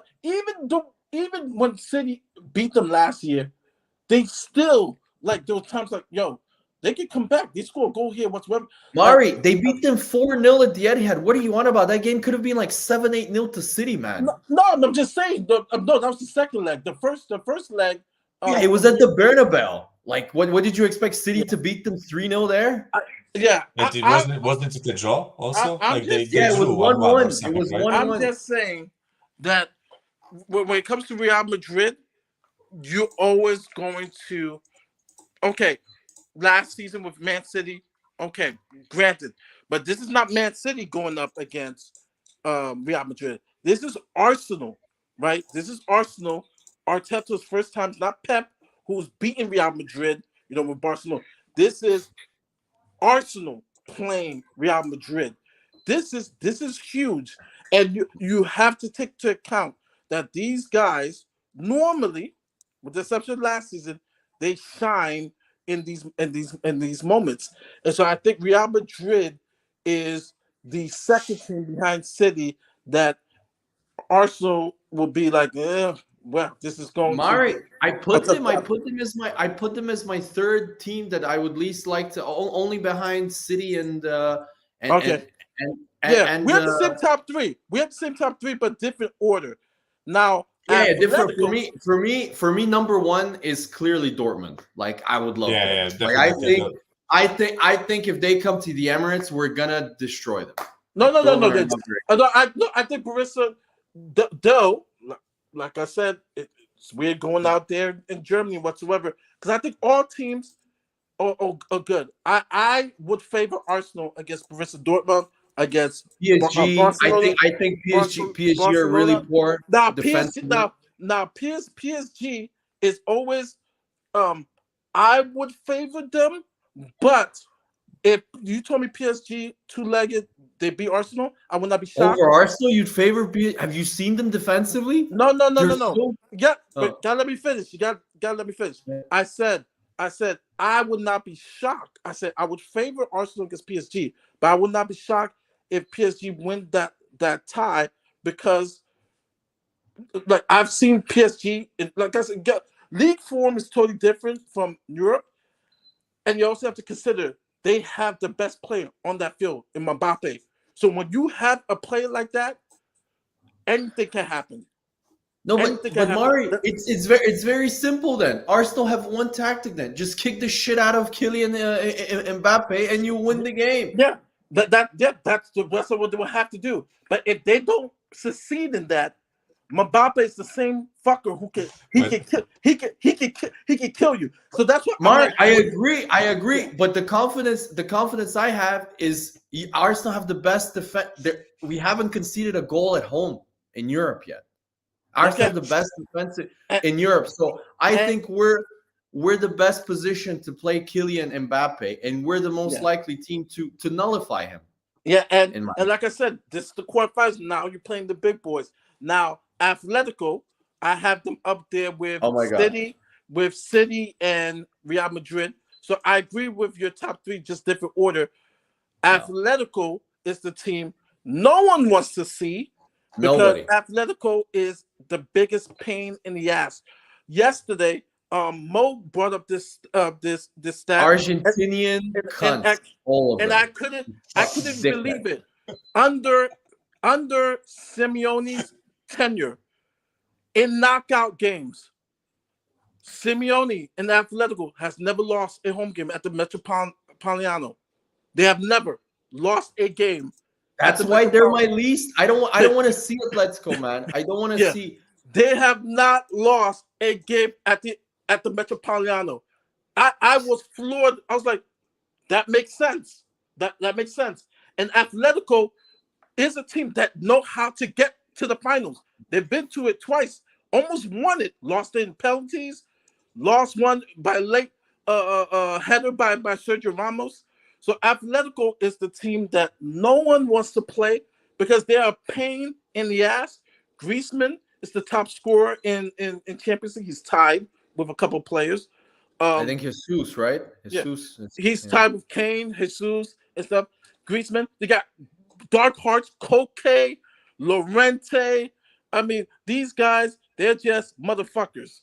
And Koke, really? Out of all the players you can pick from Atletico, you pick fucking Koke? Okay, man. He's experienced. They got better players, man. They got better players than fucking Koke, man. Yeah, I know. And they got another name, a beautiful name, Riquelme. No, they are literally Argentinian dickheads. The Argentinians are generally, the footballers are the biggest dickheads in football. Yes. They're even bigger dickheads because they have Diego Simeone. So I hate them. I hope they face Man City because Man City, I think, will knock them out. No. What you hope, and I've already seen this, Arsenal fans hope there is a Real Madrid City draw because it eliminates one of the big. No, don't give me that. No, I don't. Everybody's rooting for the other teams. They won. Oh, they would be celebrating. Oh, Real Madrid's playing City. Well, one of the big boys have to go. Hey, you cannot convince me. My dream scenario, honestly, I want Real Madrid in the semifinals. I really do. I want Arsenal. If Arsenal are to make a statement and be a so-called, the Arsenal are back and stuff like that, like they were. And then the last thing, ago. And the last thing I will say. Go on. I will say this, and then I'm gonna try to fix my internet because I'll let you guys talk about this. I know they're struggling whatsoever, but once again, pedigree, history, the disrespect I see some Arsenal fans about Bayern. Oh, give us Bayern. Okay. You might regret that because that team fucking shit, Mari. You said that about Porto. I'm telling you now. I didn't say that about Porto. I didn't say they're crap. I said we beat them, but I didn't say that about Porto. And Bayern and Bayern are gonna play like Porto. Okay. No, they're not. But they got talent. I'm sorry, Mari. If Arsenal get knocked out, you have a team where you have Harry Kane, Musala, Mueller, Harry Kane, Harry Kane. Like, come on now. You can't. Yeah. You can't. I'm not saying that. Don't get confused. I'm not saying Eric Dyer. They have Eric fucking Dyer, center back. I'm not saying that they should be scared, but put respect on that name. They're going to play Bayern. They're going to go to Germany. Right, they're gonna come to Etihad, right? You have the best record in not giving goals at your home, but you got a guy Harry Kane who knows to score at the Emirates. Yeah, you know what I'm saying. Yeah, Harry Kane. No, you can't say anything. Harry Kane knows how to score. Who's never won, by the way, at the Emirates. At least Henry. Well, he's not with Tottenham. He's not with Tottenham. He's with Bayern, right? Okay, and with Bayern. And wait. And how ironic is it that his first season at Bayern, he's on course for the first time in 11 years to win fuck all. For the first time, Bayern are probably not going to win anything this year. So you can They still talk got a to chance. me all about They his in goal. the final eight. They still have a chance. The league is gone, Mari. The league The is league No, gone. is no, gone, no, I'm not Mari. talking about the league. I'm talking about the Champions League. They're in the final. You really think Bayern are going to win the Champions? I mean, there is a chance, right? There is a percentage chance. They have a chance. They have a chance. They're the fourth least favorites right now to win out of the 8. So they have a chance. Let's just say they draw Barcelona, they're gonna pump Barcelona and those other teams. Like They're going to pump Barcelona? Bayern has a chance. Barca, Mari, they shit. can't fucking... Yeah, Barca shit, but so is Bayern Munich. Why are you guys Bayern? Bayern Munich? No, I think people are sleeping too much on Bayern because they look at the league play and whatsoever. I get that. But when you have a team with that talent, anything can happen. You cannot take these teams lightly. You cannot take Bayern Munich lightly. And people are asking, give us Bayern, give us Bayern. Mari, let me say, because Stefan is not taking them lightly, right? But if I can give like my 2 pieces on the draws, right? So yeah, like I have to agree, Borussia is your best bet. I think not. And listen, I want to echo the point that I made at the beginning of the show. I think before you came on, Stefan, I think you are at this point where whichever team you get, the draw will be hard. It's not like it's going to be an easy walkover or whatever, right? And I'm not talking like to you exactly, but overall, right? Yeah. Whichever team gets paired, it's the best 8 that Europe can offer, pretty much, right? So for me, like Borussia would be the easiest draw. I would give you the most chance of advancing. I think against PSG, Bayern, Barca, I think it's like a 60-40, 40-60, 50-50. Like I think with PSG, yes, they are super open defensively, but I think their attack is really, really dangerous. I know we are solid defensively, but they have the X factor. So it's you always have to take that into consideration. And I think as much as I also laugh at Kane being like the first striker in like 11 years at Bayern to not win anything, but I also think it's a bit hilarious. But still, like he can do a madness, right? He can actually score or etc. Right? So and listen, but Barca, I think actually out of those 3, like PSG, Bayern, and Barca is the worst because they have this bum up top, the trash striker, the guy, I don't know from which nation he is, but How is he a bum? I'm joking. Michael, Stefan, I just like it's like Danny. It's like Dan said, and someone else in the comments says, like Arsenal is the least experienced team in there. You have Bayern. You have some of those players. Wait, listen. You have some of those players on Bayern who won the Champions League, like who have that pedigree. That you just said they were nervous socking them against Porto, and so you try to tell me like Arsenal fans say we want Bayern. Bayern is big shit. They are kings of Europe. Nobody is saying, Mari. What do you? First of all, I never said Bayern is some fucking amateur team that we're gonna destroy. I just said Bayern are fucking shit this year. If you watch them, go watch a Bundesliga game with Bayern. Yeah, you fall asleep. Wonder they still won the Champions League. They shit. I'm not.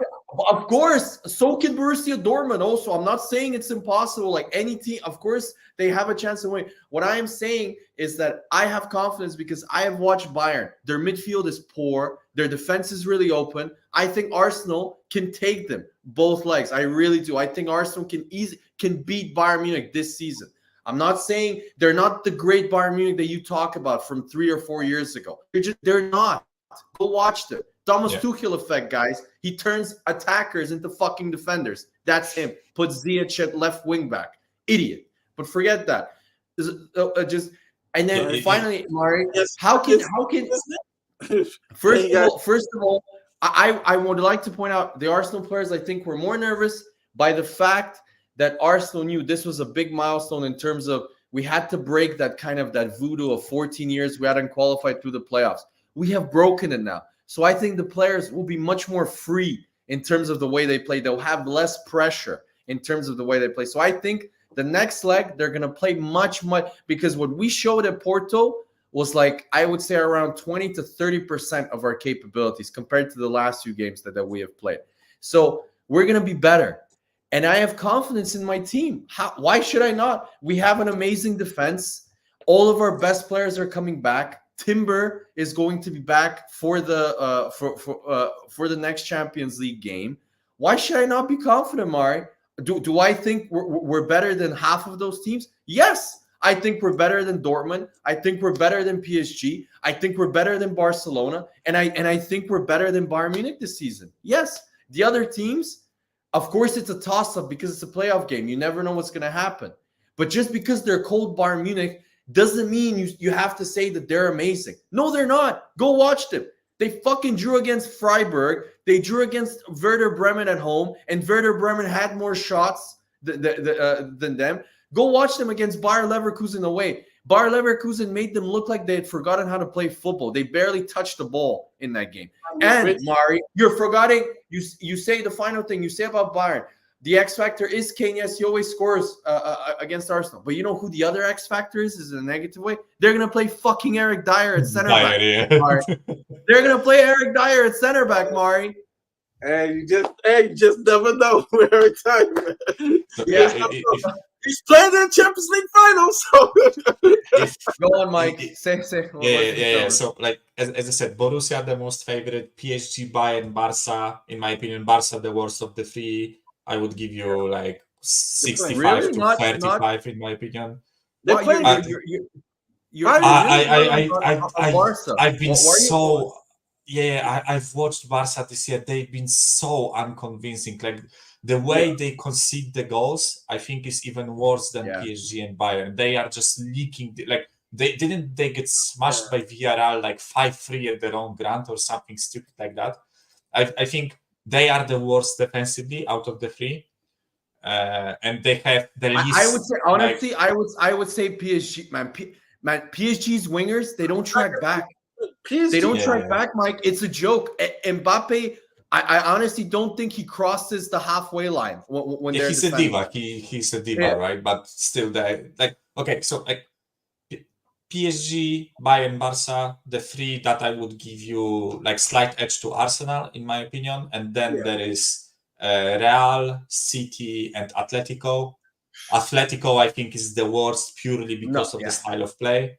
Yes. And I think Real and City, I would give the edge to them. Real because of the experience, right? But still, don't get me wrong, Real Madrid have a lot of injuries, right? That they are not at the full strength. They're poor defensively this year. Go watch them. They're so open. Like Militao is still injured, Courtois is still injured, and I think one more defender is injured. They have no center backs. What's his name? Yeah, and they play center back. And I'm gonna say this. I'm gonna say this right now. He did a good job. I'm not saying, but Mari doing a good job in La Liga against Raul Vallecano is different than playing against Bayern Munich or Arsenal. Let's be honest. He's gonna get exposed, Mari. He will. He's gonna get exposed because I trust. And then you're forgetting they have the worst right back in La Liga. In Danny, I swear to God, every time I watch Danny Carvajal, he gets absolutely smoked by every single winger that I have seen. I don't know how this guy plays. You have to understand. In league play, your teams, they know you. Whereas when you go to Europe, it's a different animal, right? Danny Carvajal, like I trust him in a big game. Okay, you're fucking up in the league, but okay, it's a big Champions League game. Danny Carvajal. He was shit against Leipzig, Mari. He was shit. Did you watch him? He got smoked by what's his name? The Dutch kid, Xavi Simons. He got absolutely destroyed in that game. Quite right. But like I said, they did enough to be able to move on, and that's what it takes to be able to win. They got booed. They got booed by their own crowd after the game. Did you see that? But they advanced. The only team that convincingly has gone into the final 8 is City. It is City. Because they played fucking Copenhagen, man. Like, come on. Well, hey, you gonna play who you? Hey, you gonna play who you? And knowing City, they're gonna get Dortmund, guys. I just know they're gonna get Dortmund. They're gonna get Dortmund. Loves. Where are you getting By the this? way, Sources? Leipzig. What? Oh, There was no sources about that. There was no sources. It about must that one. be. You're chatting shit. You're chatting shit again, Ron. You always do this. Whenever one of our players gets injured, immediately in the Tottenham away group, someone is out for half a year. Like there were no updates on that. So No, they said they're gonna do further tests, but from the early signs, it seems that he's gonna be out for a few weeks. That's what Anne's international weekend, the Fulham game. Ange just said that. where? Come on, confirm. I just checked. No, he's lying. He's taking the piss. No. But tell me, who do you? Okay, let's ask this question. Who do you think? Let's go around. Mari, who do you think Arsenal are gonna get? Part of me says because I think they're getting the. I want to say they're getting the miraculous run. I think Arsenal will get Barcelona. I think they'll get Barcelona, but if they want to get hell, I think they get Real Madrid. If it's hell, but if I'm betting my money, I think they get either Barca and Dortmund. I think Bayern is going to get City. For some reason, I keep thinking Bayern and City. City are going to destroy them. Yes, it's going to destroy them. So, Like they did last year. So that one big team is going to be gone. And I think Real Madrid, they always get light. They get Dortmund. I think Arsenal's going to be real happy and get Barcelona. Tell me one team. What's your current feeling? Tell me the team that you think. If you have to put a bet on it right now, who are you betting Arsenal get? I'm betting Barcelona. Okay, so Barca. Mike, what about you, Michael? So it just feels like by the way, it feels like it. Like the teams from the same country can draw each other. Yeah, now. Yeah, right? they can. They can. Okay. Like Still, that doesn't change the fact that I have a sneaky feeling that they. Like, listen, I don't believe in the conspiracy theories that they like meddle with the draws, etc. Right? I just have a weird feeling that like Spanish teams won't draw each other, and there are 3 of them. Right? Oh, Real Madrid Barca would be so good, man. Oh, Real would fucking destroy Barca. I am convinced of it, right? But I just have a feeling that like Bayern will get PSG again. I don't know why, but they seem to get each other like really, really often, and that's that would be honestly, if that was a game, that would be a coin flip for me, because they're both not very good. Again, I agree. And listen, Man City kind of always get the easiest draw, so probably Man City. They're gonna get Dortmund. They're gonna get Dortmund. Yeah, Borussia. So that leaves. I think they get PSG. I think no, that don't like say in my scenario it leaves Real Madrid, Atletico Madrid, and who else? And Barca.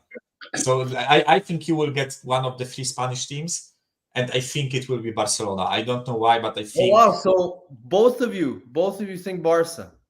Yeah, of course it's it's like throwing a coin, but I don't know why. That Do you know what my feeling is? And I think I think it's written in the stars. I think we're gonna get Bayern Munich, guys. Ooh. I think we're gonna get Bayern Munich, and we're gonna hopefully end Harry Kane's trophy hunt this year, and it'll be so funny. It'll be so funny if he goes to Bayern and then gets knocked out. But that would be the Spurs thing I have ever heard. Like, that would be so bad. Man leaves Spurs. We think that he is gone and we will get cooked for it for some reason. He's pretty much. He leaves. If you did a poll of Arsenal fans, I think the fans will pick Barca. just to make sure. No. Do you know what? No, guys. You know what's surprising? Do you know what the Arsenal.com did a poll? Do you know who won? Which team? Fine. Real Madrid. Atletico? Oh, Real Madrid. And Which I mean, I get it. I honestly, I'll be honest. I want Real too. I want Real in the semifinals. That's my. I want Real in the semifinals. Because then I'll be like, we've done. If we reach the semifinals, we have done better than Pep Guardiola in his first Champions League season with Man City. We have done better than Klopp in his first Champions League season with Liverpool. Arteta has done more. So once we reach the semifinals, I'll be like, you know what? From now, I'm just gonna enjoy it. Like, if we get knocked out, okay, it's not the end of the world. But I want to win. But I want us to play big teams again, guys. I want us to play the Real Madrids, the Bayern Munichs, the Barcelona. I want our Arsenal to be like what I remember them from 10 years ago, 50. Like, I want them to be. And if you want to be a big team, you have to beat a Real Madrid. You have to beat to win that competition. I agree with Mike about Real Madrid. I know they have heritage, Mari. I get it, dude. I know it's all about heritage. But if you play fucking Danny Carvajal and Chouameni in defense, Arsenal have a chance, Mari. I'm sorry. They do. And I will say this, and now more than ever, Arsenal's defense is going to be challenged. Vinicius, I think is... It's okay. We've got the Japanese samurai back. He's going to lock him down like he did in the World Cup. And like Jude he did in the World Cup, he's going to lock him down.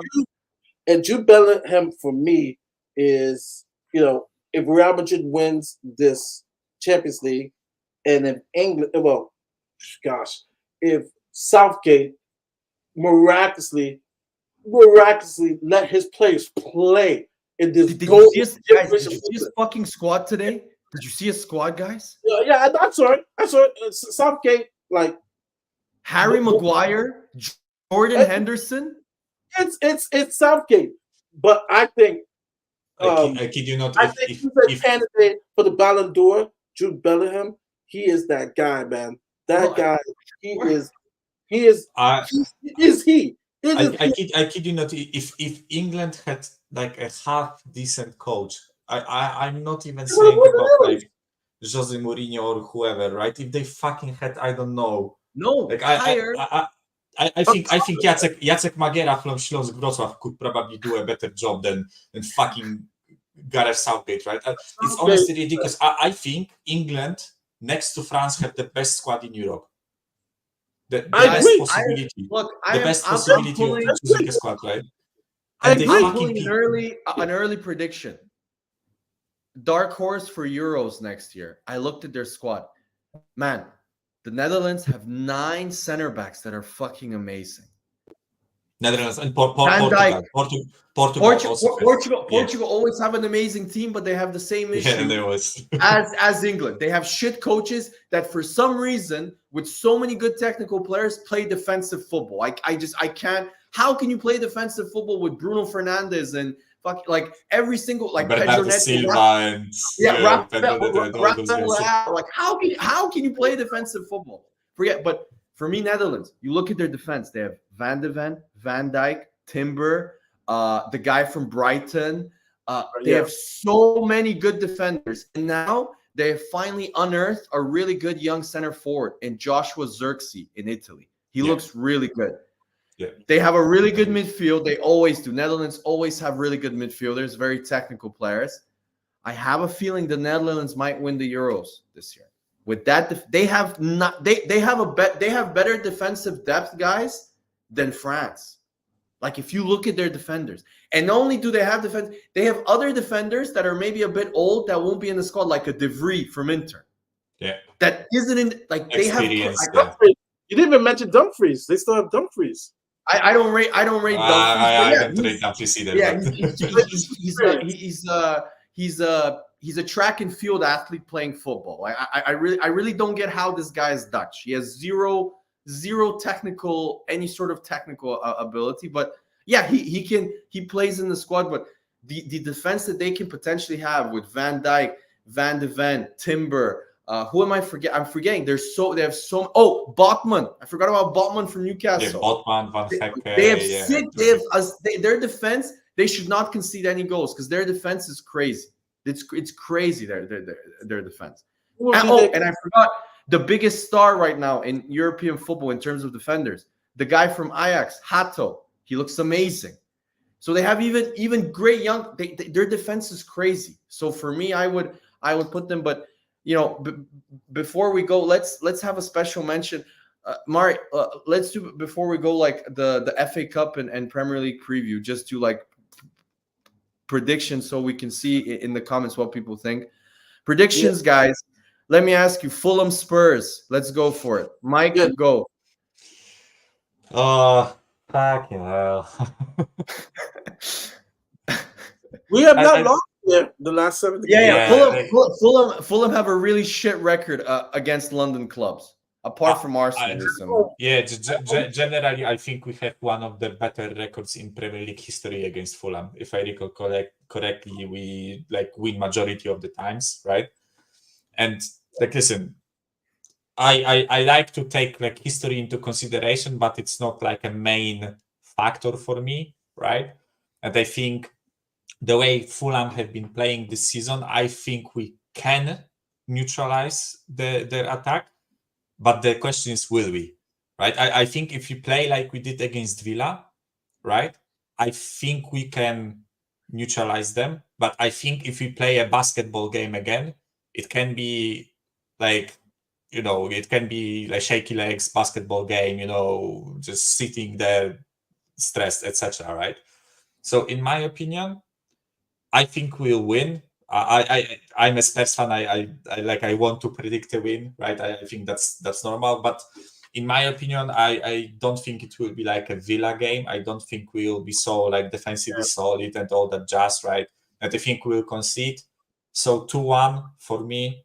But I think that's a bit of a logical scoreline. I think they are really solid there. I think they have really nice patterns of play. It's just basically the history of Fulham. They always are that club that maybe can achieve top half of the table. They did it last season. Right now they are around there, but they always lack quality.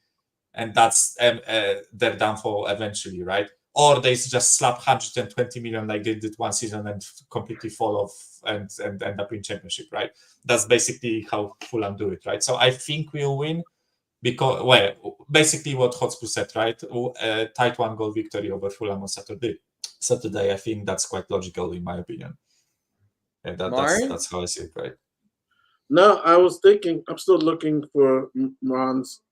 By the way, is João Paulinho gonna be fit? Because that's big. That's really big. I don't know, honestly. I have 2-1 also. I had it as a tight game because we don't ever do consecutive. Games where we haven't done that in a while. Where it's consecutive games where it's just okay, we need to dominate 4-0, 4-0. Yeah. We never do that. So it's going to be tight. It's going to be tight. I can't find anything saying he will not play. Yeah, no, because I think he will play. Yeah, because he was on the bench in their last game and he came on. I think in the last 20 minutes. 20 minutes exactly. He should be fit. I agree with you guys. I think it's gonna be a nervy 2-1 win. I think Fulham are going to have chances. I don't think it's going to be. I think Marco Silva is smart. I think he's a very underrated coach. I think in the Premier League, nobody talks about him, but I think he's done a very good job at Fulham with the players that he has. Losing easily his best player this summer without any sort of, he didn't sign anybody to replace him in. Mitrovic. He's massive. So for me, I'm gonna go for a 2-1, but I'm gonna watch. And I always, when I go for, the scoreline is important, but I want to see some certain things. And people, I've shitted on Bissouma. I've said I think I want to see him up against, for me, one of the most underrated players and one of the best midfielders in the league, and that is João Paulinho. I love João Paulinho. I think he's an amazing player. And I want to see him up against the top midfield player. And if he's a big time player, he will look good. Like he will, of course, Joao Paulinho will have his moment. But if Joao Paulinho dominates him, I really think Spurs, as I said before, they really need to start looking and scouting for a number 6, because I just think kind of like the same thing that happened with Arsenal, where we loved Kieran Tierney at the start. He was great as a left back. But once we started increasing our level, upgrading the squad and the system in terms of the weight, we realized that Tierney was not good enough for our system. And I think Bissouma, if you guys up your level and start challenging, I think you realize that also that you need a better player in the 6. So that for me, that for me is the key battle. I want to see Bissouma against Paulinho. So yeah. So by the way, like I also want to like echo the point about transfers, right? I think right now, like technically, we have 3 number 6s in the club. 2 of them I don't want to like really see much on the field. I think Højbjerg is a good sub, in my opinion. Same. Like, Yeah. If he's not playing from the beginning, and basically if he's not tired, I think he is quite solid, right? But as soon as he like runs around a bit and just gets tired and gets slower, he starts getting like really panicky on the ball, and his like precision goes down massively. So yeah, and we have Skip theoretically, right? But I think like both of them, Skip and Højbjerg, will go in the summer. I think Højbjerg will definitely go, and Skip maybe alone, maybe a sell. I don't know. We'll see. Yeah, so even purely by like when you look at the numbers, you will need a number 6, right? Because I think Ange also treats like Bentancur and Sarr as 8s, right? The more box to box midfielders. So purely by the numbers, I think we will need to find a 6. I think we need cover for the white areas. Madison, I forgot. Yeah, I forgot about Madison. Trust me. Next year he will be injured again. Yeah. He's injured. He's injured pretty much every season, right? So not back. We need another. That's why when I see people saying that we are like 4 or 3 players off like challenging or whatever. I think we need cover for right back, left back. We need another center back. We need a center defensive mid, cover for Maddison, striker, probably one or two wingers. And then if we got like quality 7 to 8 players, then maybe. Then it's all on Ange, right? But saying that we need 4, Udogi gets injured, that we are fucked on the left back, right? Porto gets injured, we are fucked on the right back. No, spot, even you could argue at center back, if Van de Ven, maybe Dragusin is good, but the fact that you don't have another left-footed pure center back, that's gonna affect your system negatively. That's why Arteta, he's obsessed with, we have to have 2 left-footed. That's why he signed Kivior. Everybody was surprised when we signed Kivior, but you could see now if Gabriel. I think it's normal. I think it's normal to have 2 left-footed center backs, right? It's always beneficial to have a left-footed center back playing the left center back, right? Like I've watched like the way you approach tackling when you are left-footer running towards your own goal is much different than when you are right-footer, right? Because when you have the guy on the outside, you do the sweeping motion away from like the center of the pitch, right? That's why it's useful to be a left footer, right? Unless like the guy is pretty much ambipedal, I think is the saying for like being good with both feet, right? I mean, but that's like though you still have instinct to do it with your right if you are predominantly. No, I can't think of a center back currently. I would say the most versatile player in the Premier League in terms of defenders probably Tomiyasu, because Tomiyasu is purely, he can play left and right. He plays center back for Japan, and he's but those type of defenders are really, really rare. Like Van de Ven can probably play left back, but I haven't watched him play left back, but I'm sure he can. I don't think Romero can play right back. You have Emerson Royale, but let's be honest, you're going to try and sell him in the summer. So Mike, I completely. Arsenal are missing 2 or 3 players in terms of having the perfect squad. You guys, in my opinion, not only do you need to improve your starting 11, you also need cover. Like you said, winger. If Kulu doesn't play, I know everybody's raving now about Brennan Johnson. I'm sorry, I watched him against Villa. for a large parts of that game, he was really shit. Like, I don't know. I know he scored a nice goal, but I'm sorry, I just don't see it. He just runs around and, okay, he presses and works hard. Really? Is that the fucking, like, level? It's like, okay, he presses and works. Timo Werner presses and works hard for fun. Like, he's shit. Like, come on. Like, so for me, I think you need a winger. I've been reading your link to Pedro Neto. I think he's amazing. I would love him in Arsenal. The only thing, injury record. One thing you mentioned. The only thing I Yeah, would but he's not gonna. the The thing, is the injury. yeah. Yeah, but he won't play as much, right? Yeah, he won't play. Like, at Hopefully. Arsenal, like, I wouldn't mind us signing him because I know he's gonna compete with Saka, and he won't play every game because we have Martinelli, Saka, Trossard, so he's gonna rotate. So I'm sure he won't get as injured as before.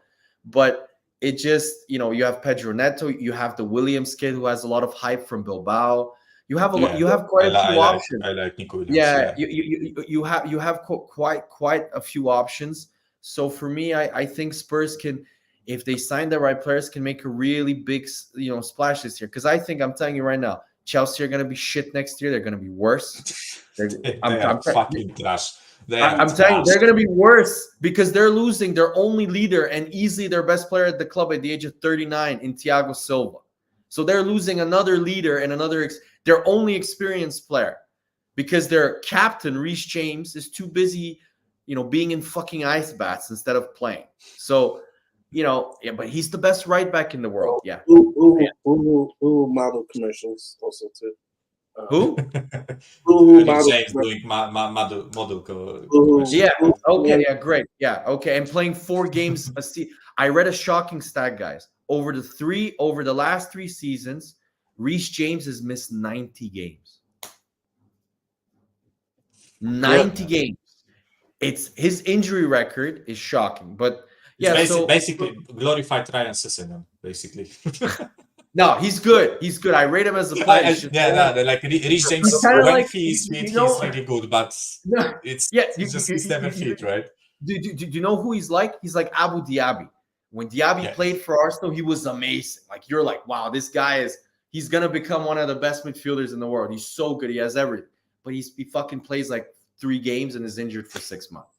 So it's like, what's the point? But I really think Spurs can make a push because I think Chelsea are going to be crap next year. I think Man United are going to be crap. But I'm reading, if you sign Conor Gallagher, you're basically signing a younger Højbjerg. I think it would be suicide if you pay 50 million for him. I hope you sign him from an Arsenal perspective because I don't really rate him. But I'm reading some like Conor Gallagher. Okay, yeah, he's homegrown. So what? Okay, big, he's still crap.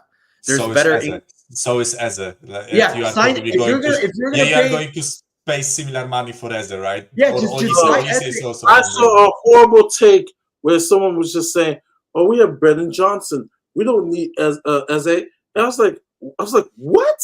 I was like our fan base, and then the same person then just said, Tottenham away is so negative. I was like, how? That's not negative to want a quality player. And the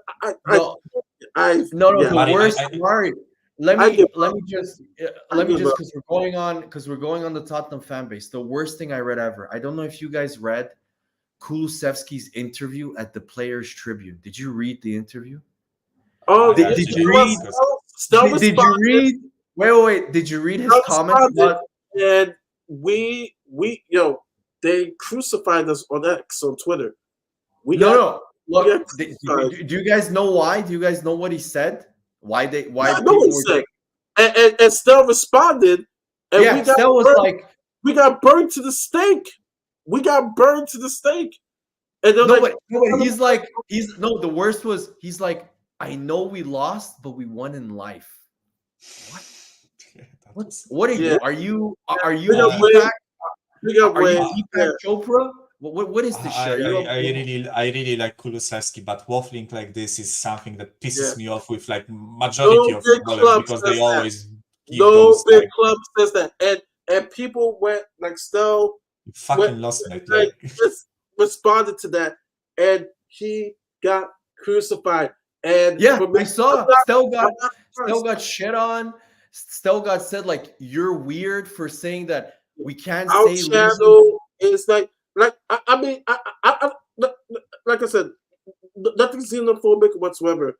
I in America, maybe we're ruthless. Like when it's all about it's winning at all costs. Like like the term come like if you don't win, you're second. Everybody's second. Like that mentality is you have to win. Like you can't like my favorite NFL team. If you want to see that, It depends where in the States. Like, come on, Mari. The Cleveland Browns, if they don't win, really, do you really think people give a shit? Nobody cares. Cleveland sucks. It's just it. But even then, like you know, winning is at all costs. Like if you don't win, like it's I don't know, man. I can't. How can you wait? Does he have no PR people like that tell him, dude, you can't say that shit? Like you're asking to be taken. Like, how can you say we lost 4-1 to our probably the rival that I know your biggest rival is Arsenal, but I would say the team. The team. I would say if you ask Spurs fans, the actual team that you hate the most, I would argue probably Spurs fans would say Chelsea. Chelsea. They would say Arsenal. Arsenal is our biggest rival. You know, we love. You know, they're by far. You know, the rivalry is biggest. But in terms of hate, which team would you fucking hate? There is this saying, but I will like probably fuck it up. But I hate Arsenal because they are my rivals, and I hate Chelsea because I'm a human being. Or something like this, right? Yeah. That's basically the approach. Like you hate Arsenal out of like the way the footballing respect and the rivalries, the history, etc., right? You hate Chelsea because like their fan base is like half racist, right? And they are basically like glorified posh dickheads, right? And they were a club with no history, no nothing, and then the Russian sugar daddy came and them everything. Right? And put them on top. Yeah. No, it's for me, it's the biggest like oxymoron when I see a black Chelsea fan. It really cracks me up. No, I see it all the time. No, I see it all the time. Like I see like Lewis and stuff. I'm like, how did you become a Chelsea? No, and then when people take the piss out of Lewis, like, do you know which club you support? And they show him like racist incidents. He comes back and like shows like Arsenal, like racist incidents with Arsenal from like the 1960s, like Lewis, man, everybody knows like because I think Drogba changed it a bit and stuff like that. The fact that they had all the African players, the SCNs, the Drogbas, that John changed it a little bit. But I just don't know how. Like I was just like how do you become a Chelsea fan? I'm like, well, maybe those guys, those players, I guess. But going back to what we said, like, how can you then after knowing this say it in an interview like we lost 4-1, but we won in life? Okay, like what? Like that is, if any rival fan looks to that, they'll be like, that is the Spursiest thing ever. Like just saying that shit, they're like, that's the problem. Like if Arsenal, you know what the equivalent was? If an Arsenal player had come out and said, yeah, we lost the top 4 race by losing 3-0 at Spurs, but then we won in life because it catapulted us to sign the right players, and we challenged for the league the next season. No, like every Arsenal fan would absolutely destroy him. Yeah, you would never say that. Yeah, you would never say that. You would never say, or a Man United player saying like, something like, "Oh, we even now, Man United are winning games," and Ten Hag. By the way, if anybody wants to have a laugh, go and watch any Ten Hag press conference. I think the guy is high while he's doing the press. Like he just says shit that. Like, we played really well today. We had the highest XG. Yes, because you had 2 penalties. Yeah, like some of the shit this guy says. Yeah. And you know what? And you know what, Man United fans? They're like, dude, I know we won, but we're shit. We hate watching us play. Like, don't say we're playing well.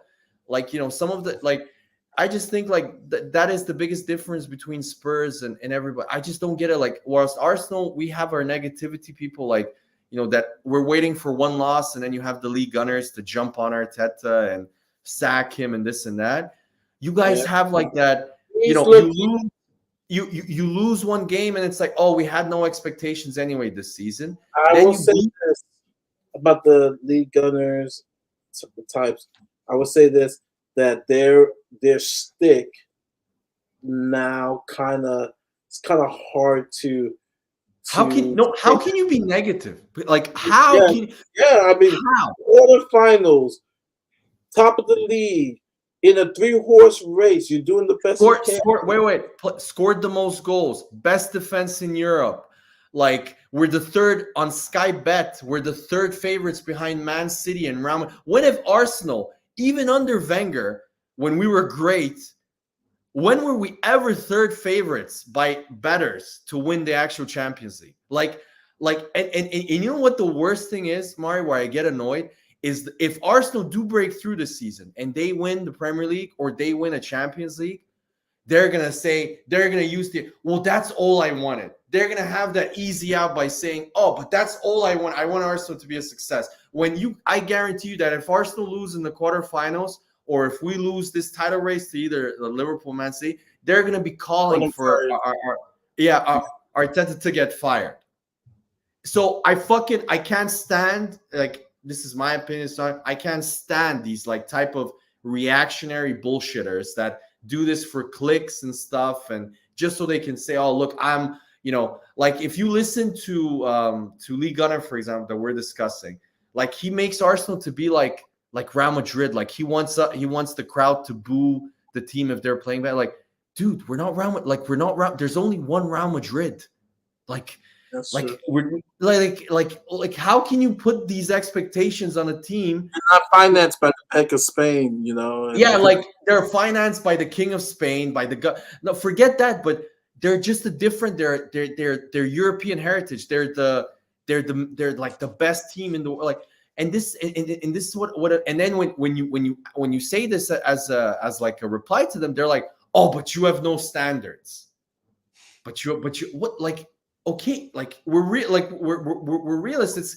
It's kind of like, damn if you do, you damn if you don't. Yeah, anyway. and then I guarantee you, if Arsenal do break through this season, he's gonna go on YouTube and say that's all I ever wanted, and I'm an Arsenal fan, and I always, I just wanted Arsenal to win. That's always gonna say. Yet, some of the things that they have come up, some of these like Lee Gunners and other people that have been like, they blamed Arteta for Timber's knee injury, man. That is the levels that they would go to. That, like, they blamed Arteta for a fucking ACL, which the medical team at halftime cleared. Like, they checked him and they said he can play. Timber said he's fine, and then he got the ACL. How is that Arteta's fault? What is he supposed to tell the medical team, to fuck off? Who is he supposed to listen to? Like, how can you blame, like, the fact that you're looking at stuff like that, and like, or Arsenal go out of the League Cup to West Ham. Lee Gunner goes on a stream and says Arteta should be fired. Well, we're going to end the show here, but a couple of things. Next, because we are in an international break, we're actually going to do a very interesting show, and I'm more motivated to do it today. I want to give a big up to a new subscriber. He was my Uber driver today. iCut is from Turkey, and he came. I came in his car. I don't know why he was just saying, "Aren't you excited about the World Cup being here in the United States?" I'm like, yeah. I said, "So you're a big football fan?" He's like, "Yeah." So the conversation came into, and he looked at my jersey because we had field day at the school, and so he smiled because he's a big Galatasaray fan, and he smiled because I had Riquelme, who also played for Galatasaray. He did. And, okay. Yeah, he did. He played for. Oh, okay. That's right. Actually, the Arsenal with Galatasaray, and so we started talking about football. He was naming every Romanian player because a lot of Romanian players play in Turkey. They play for Galatasaray, and because I was talking about Hagi being one of my favorite players, like top 5 players of all time that I've seen play. Broke Argentina's heart. And that's how I became to love Hagi. He's one of my favorite players, and I've met his cousin, who he works for Orlando City here in MLS. So where's his son, by the way? Do you know where did his son go? His son had a lot of hype about him. Yeah, it was something. He was at Rangers. He got a terrible injury, I remember, and I don't know where he is now. I haven't. So I mean, we would talk about every Turkish player. They're loving the kid from Real Madrid who just scored the Turkish. He's there. They're believing that this guy is going to be what gets Turkey like serious in the World Cup, in the Euros, like. And so we were just talking, just purely football, just talented football. We're just naming players, the players and then he was laughing because we got a lot of Tottenham rejects, Serge Aurier, Dembele, and somebody else. Yeah, Jefferson Sanchez. He's like, man, Tottenham just dumped these players on us. But but a big up to him. He and so. Next week, I kind of want to hear, because it's international break, our ultimate international team. So you guys will prepare your ultimate international team. If you can construct one, I'm gonna be biased here. I'm gonna have to pick Stoichkov on the left wing. So for me, out of players that. Out of players that are playing right now, or overall, just overall, just overall, who would be? Won't it be like a bit obvious, like Pele, Maradona, or Messi? No. I would let's make it more realistic. Let's make it out of all the World Cups that we have actually watched and seen. Let's not do the typical Maradona and Pele. Because I haven't. I never watched Maradona, right? I know they are great, but the only thing I've seen, like I was born on 1997, right? I'm 27 this year, so 29. So I haven't seen many legends from pre. What is Mike? Right? What is the first World Cup that you remember? Oh fuck! I hope I don't wait. So World Cups were 98, 2002, 2006, right? So 2002, 2002. I remember 2002 at 5 years old. Because my parents are huge fans of like international football, so it was always like a big thing for us to watch World Cups and etc. Right? So I remember like the Zidane headbutt, right? Like that's why I'm saying like I remember bits from that World Cup, but first World Cup that I remember like properly is 2006, right? 2006. So the one in Germany, right? And then 2010 is the first one that I was like fully enjoying as a kid, right? As a 13-year-old. And like I have a lot of history, and Poland wasn't there, so I was cheering for the Netherlands. By the way, and they got to the semis. They got to the final. Yeah. Now, the funny story is, for me, 86. Yeah. I was sitting on my dad's knee watching Argentina win the World Cup, but in '90 is where I was even more involved. And still to this day, I do not root for Germany. I hate Germany. Yeah, because they always beat Argentina. Yeah, because we beat them 86, but ever since then, and I'm like, I hate Klinsmann. I hate Oliver Kahn. I mean, I hate anything German and stuff. It's like, oh, I hate it. Mari, you are speaking with a Polish guy. If there is someone hating the German national team, it's fucking me, right? Because like we have an absolutely horrible, Mari. We have an absolutely horrible history playing against the Germans, right? Because like I know Poland has been shit for quite a lot of long time. Mike, right? Can you explain that? Can you explain that to me? Why is Poland shit, man? You guys have so many. You have big teams. You have, like, for example, like, because I watch volleyball. I love volleyball. The amount of money Poland invested in volleyball, the Polish league is amazing. The national team is now. 10 years ago, they weren't as good as they're world champions now and stuff, like, because of the investments that you make from the youth structure to the Polish national team, the league and stuff. Football is religion, and what the fuck is going on with Poland, man? So first let me like finish the motive with Germany. I think we haven't won against Germany ever until like 2014 or 15, I think. 2014 or 2015 was our first ever win against Germany, 2-0 in the qualifiers, right? And I kid you not, it was a fucking national, like, holiday, right? People were taking free time in job, like to celebrate, to get drunk, whatever, right? So if there is someone who hates Germany, it's Polish people, right? But to answer your question, right? Because it's like in 60s, 70s, both Polish teams and Polish national team were really good, really right? good. We have a Yeah. couple of Europa League winners, right? Like Górnik Boniek. Zabrze, I think, Boniek, like all those You guys. had that. What was his name? You had the famous left winger Lato, who was in the Ballon Lato, d'Or. Lato. Lato. He was really in good. the Ballon d'Or like rankings, right, etc. So, but back then it was more about like natural talent, you always had great goalkeepers.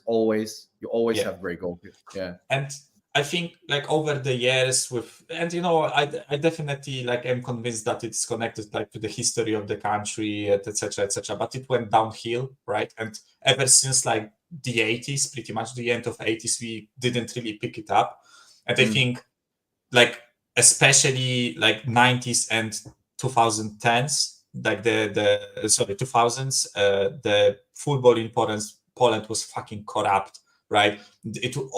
Everything was about money. It was never about developing players, never about like investing into the football. It was always about who can like get more money out of the the Polish FA, etc., right? And only like recently it kind of started getting a bit better, but right now like Polish football is so much in the dumpster that it's really hard to raise it up, right? I always say it's like Lewandowski and Zielinski are the exceptions, not the rule, right? And I think it's fucking scandalous because we are like a huge country, right? You're a huge country, of us. Yeah, there is 40 million of Polish people, right? And we can't produce more talent than that. That's honestly like embarrassing for me, right? No, and I can honestly, I can name 4 top, like Lewandowski, Zielinski. The defender from Monaco was a Glick. Yeah, Glick, but he is like 37 now. So you had the 2 players from Dortmund, but now they're retired. Piszczek and Błaszczykowski, like basically the whole right side of Blazinovsky, he was very good. But he's finished. He's retired now. So like for me, it's the same as Bulgaria, but Bulgaria is even worse. But we're small. We had back in the 90s, and we had the best player in the world. Stoichkov was a Ballon d'Or winner. We had players that played for Bayern Munich. We had Berbatov, Martin. We had some really good players even in the early 2000s. But just like what you said, but for me, what's shocking is the volleyball, for example, in Poland, the way you've structured everything now is used as an example. You always host World Cups. Your stadiums for volleyball are always, your arenas are always the best. Why isn't why? I'm sure football has more money. Why don't you do the same? It's like honestly the amount of money that Poland invests into football and the lack of like end effect is honestly shocking, right? I kid you not, we have the best speedway league in the world. The speedway is like the dead bikes basically, right? We have the best speedway league in the world. We have the best volleyball league in the world. We are really good at volleyball league. The Italian league is maybe better, but it's still really good. It's still amazing. Really good, right? We are actually quite good at basketball. Not like the top level, but we are actually quite good. We are good at handball. We are good at like handball. You're really good. Handball. You're like top 5 in the world. Plenty of like European championships, etc. Right? And for some fucking reason, this country is always focused on football, and the majority of the money goes into football, but we can't fucking structure anything. It's honestly like really, and it's also like a bit of the mentality of like the people themselves. I think like Polish kids and their parents, if they are not like, I know it's like really like it's my theory basically, right? But a lot of the kids that aren't like guided, and it's not only like original to Poland, right? But a lot of the kids that aren't guided through their like career, they get their big contract in like the Polish league, because Polish league actually pays quite well considering how shit it is, right? A lot of them get like big contracts and they don't have the ambition to push forward. They don't have the ambition to go out into the world and and conquer the world, right?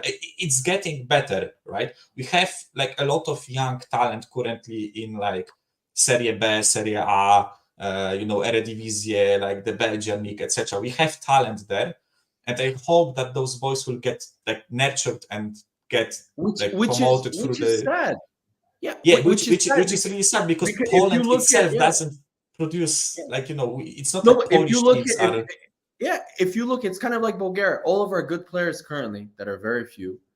At Poland, if you look at Lewandowski, left Poland really young. Blazinovski left Poland really young. Zielinski went to a youth team in Italy. He left Poland when he was like 16. Kivior, your boy Kivior went to Anderlecht under 17. Yeah, he went to Anderlecht when he was 17, but he went to Anderlecht because he was rejected by all. Looking at Kivior, right? How can you your team isn't like I don't know. like that to me shows me, like in Bulgaria, the biggest problem, what you said, is corruption, in which the richest kids, because they pay for the boots and they pay the coach, they get playing time instead of the most, and the most time kids. Is it like an America pay to play system?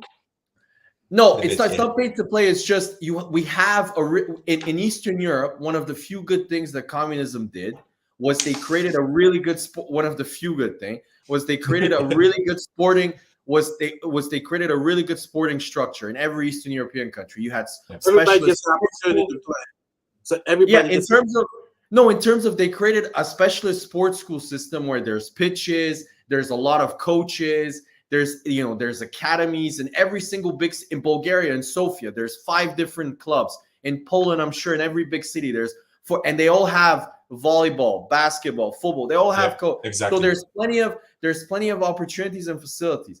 The issue is, Mari, is that when you get to the youth structure, because of the fact that there's corruption and they steal the money instead of investing it into the facilities and into the coaches and giving them salaries, what happens is the richest kids that come and train, maybe the facility doesn't have football boots, or it doesn't have, I don't know, doesn't have like a lawnmower to cut the grass on the pitch.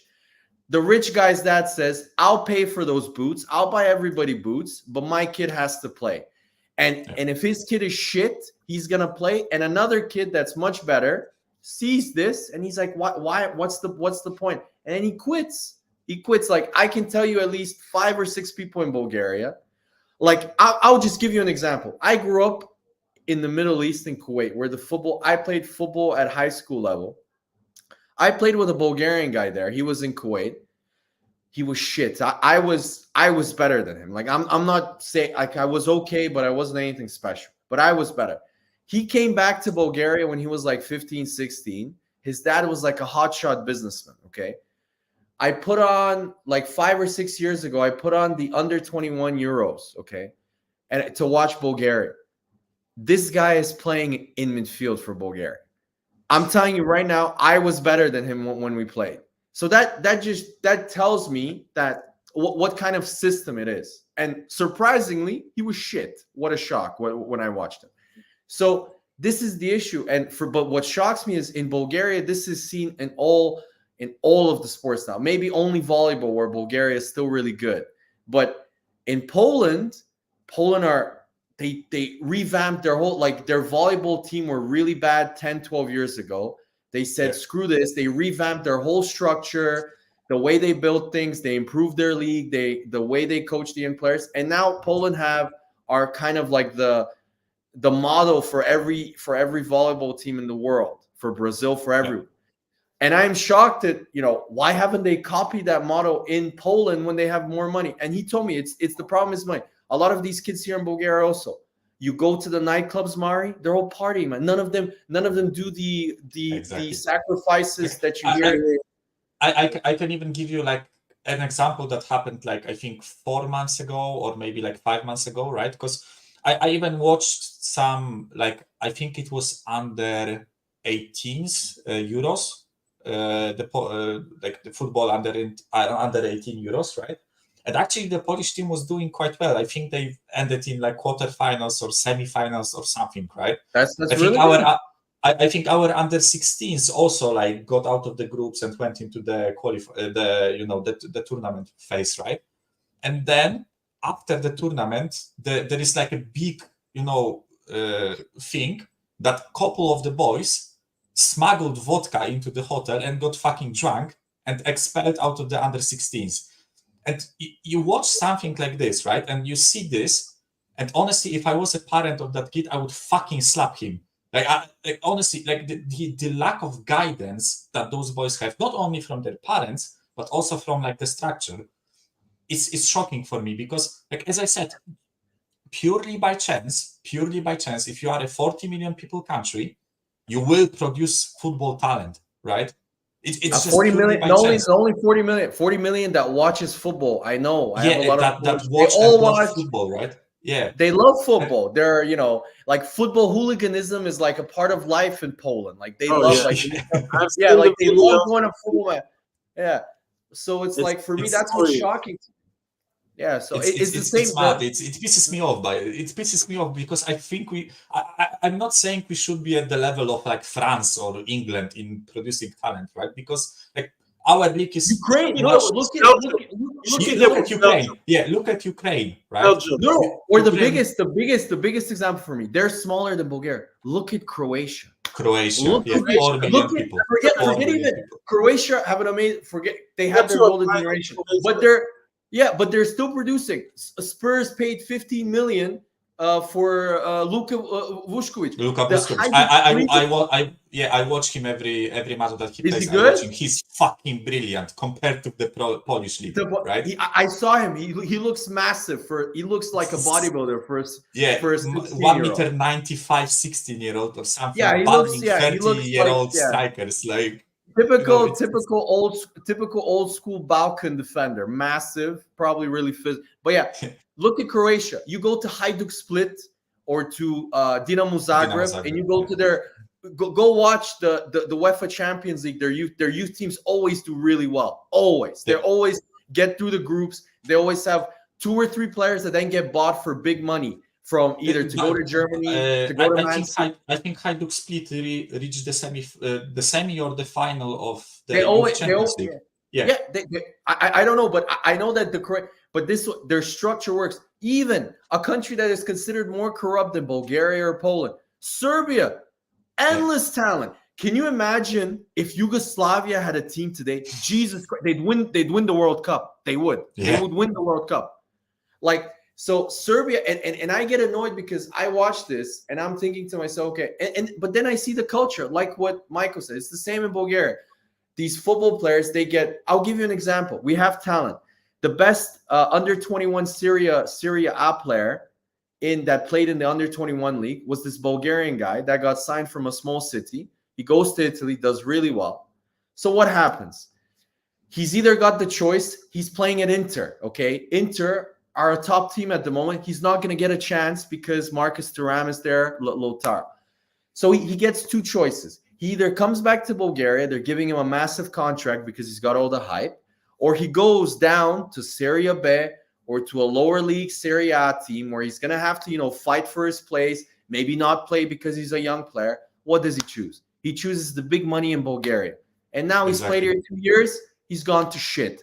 I saw him clubbing like 2 weeks ago when I went clubbing. He was smoking shisha, and I realized that's why you didn't make it.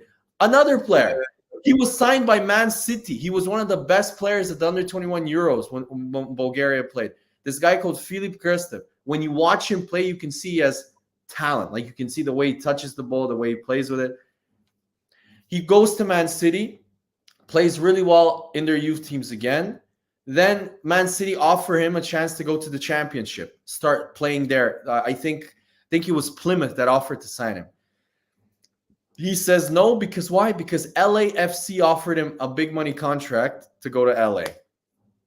Yeah. Really, at the age of 18, you're gonna go to the MLS? Like fuck! Like this is the culture, and that's why the best players from Bulgaria and from Poland, pretty much, are the ones that go to a youth academy in Belgium, in Germany, in Italy, because they're taught the right things, the right culture. There's discipline. You don't fuck around. You don't take vodka to your room and do stupid shit like that during a tournament. That is the most Eastern European thing I've ever heard.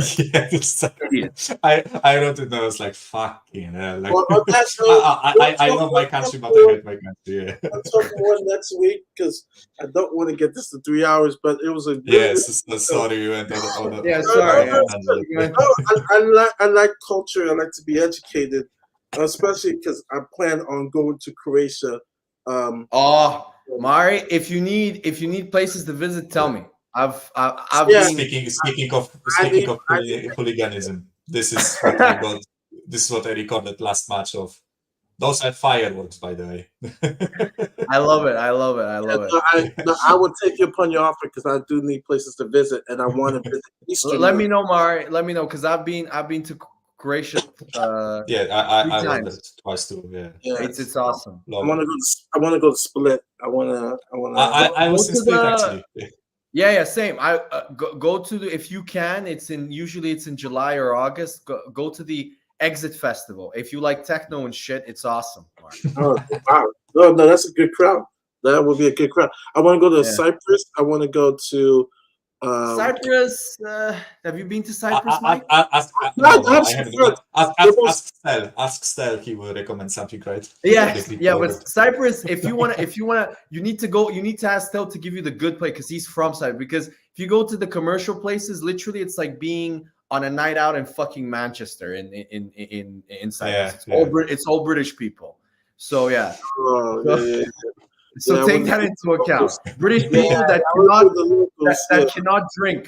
cannot drink whatsoever. They just get wasted. Like Krakow in Poland. Yeah. I will. Yeah, I will in definitely June be in Germany. That's the plan, to watch some of the things. I just don't know what city I want to go to. Do I want to go to Munich? Do I want to go up north? Do I want to go south? I mean, I want to go see a good matchup. I do want to go to. Mari, what do you want to do? Because my girlfriend's parents live in Germany, so I go to Germany a lot. Do you want to see sightseeing like castles and shit, or do you want to go have a good night out? I want to do both. I want to go to a game, but I want real Germany. I don't want manufactured. I want I want the dress. They got the beer. Then there's one place for you, Munich. Munich has got amazing castles. I've been to Amsterdam. Yeah, absolutely. But Munich is awesome. If you want a really good nightlife, man, Berlin is really good. The nightlife in Berlin is awesome. Berlin is amazing. I was just like, okay, what has a good nightlife for me and my if you like underground kind of techno type, unknown DJs, you go to this shady place and it's this is where for example in Berlin you have little notices in clubs, you go to this almost it's like a small basement and then it says in it Hardwell played his first track here or had his first big mix. So Berlin is really kind of the term I would define Berlin is urban. Berlin is really if partying wise, it's just there's so many cool places and people dress weirdly there, but it's a really kind of goth kind of it's really cool, man. If you want a good night out, Berlin is awesome. If you want really fancy castles and really cool sightseeing stuff like a beer, go to the beer museum, go to Munich, man. You love Munich is awesome. Yeah, because Munich, they say old people. There's so much old people like Munich, but the young people they're going towards north, Dortmund, those towns up there, Hamburg. What are you gonna see? What Dortmund? Dortmund is a coal mining town. There's nothing. What are you gonna see? Yeah, Dortmund is quite Hamburg, the biggest city up north. Hamburg. I have never been, but I've heard it is really beautiful. But it's freezing. Yeah, that's what they told me. Hamburg, they're it's for me when I was in Poland, everybody was hyped about Krakow. I liked Krakow, but I loved Gdansk so much more. Gdansk for me was let me not get into it because I'm I'm from in the the north stream. of I Poland. will tell you I'm about from Poland. north, so for me, Gdańsk always over. even though Kraków. Michael, Kraków is a fucking shit even though political it thing. was, I will like tell you off the stream. I'll end the stream, but my buddy, who's a brother, and he's been to Eastern Europe, and they're like, hey, the good, the bad, the ugly of Eastern Europe. But he told me the most fun he had was in Poland. I forgot what another country in Eastern Europe. Because he said the nights. Serbia? Czech No, Republic, Slovakia, Slovenia, I want to say like Ukraine. Slovakia. Yeah, I think it was Slovakia. And he was like, Really? he's like, I was the only person there, and he was like, the women, the party, he was like, Mari, let me tell you. That's why I'm glad that I'm engaged going to Poland. If I ever go to Poland, Mari, let me. I haven't been to South America. I haven't been to South America, but yeah, I can. The women in Eastern Europe are, in my opinion, like depends on your taste. Well, they're still traditional. They're still like. I mean, I don't know. I don't know. We all know you're. Don't worry, Mari. We all know you're a conservative man. You're a conservative Republican. Don't worry. There are traditional women. Don't worry. But I don't know. I don't know what that means. Let me tell you though. In Bulgaria or in Poland, where I've been, if you go if you go out and about, like there is, women. In Bulgaria, it's very shallow in terms of very superficial. So women take care of themselves a lot. So you rarely see like a chick that doesn't go to the gym, that goes out with no makeup, like with no heels or something. They always dress up. So yeah, if you're going for that in Eastern Europe, you're definitely gonna have an amazing time, Mari. It's gonna be good. And let me tell you, in Bulgaria, a lot of women, Mari, they love black guys, man. They love black guys. So, I know. I'm already taken. But that's what they told me. They were like, "Yo, it's legit over there." And I was just like, they were like even Greece. They were like Croatia. Oh yeah, easily. But he was naming countries because my buddy, I mean, he has a great job and stuff, remote. And he's like, "Yeah, I'm going to Eastern Europe." And when I talked to him, he was just like, "Oh my goodness." He's like I can see why guys want to, these what they call travel guys. They want to marry women from there because they're hot, but they're still like they let men be mad. They're like you're the man. You take the lead. I mean, Mark. I mean, of course. This conversation went too. Yeah. Oh man. No, this conversation is for another podcast. Mari, we should name the podcast Mari Does Eastern Europe, and like we should just have comments. I can't do Eastern Europe. I'm engaged. No, in terms of traveling and stuff.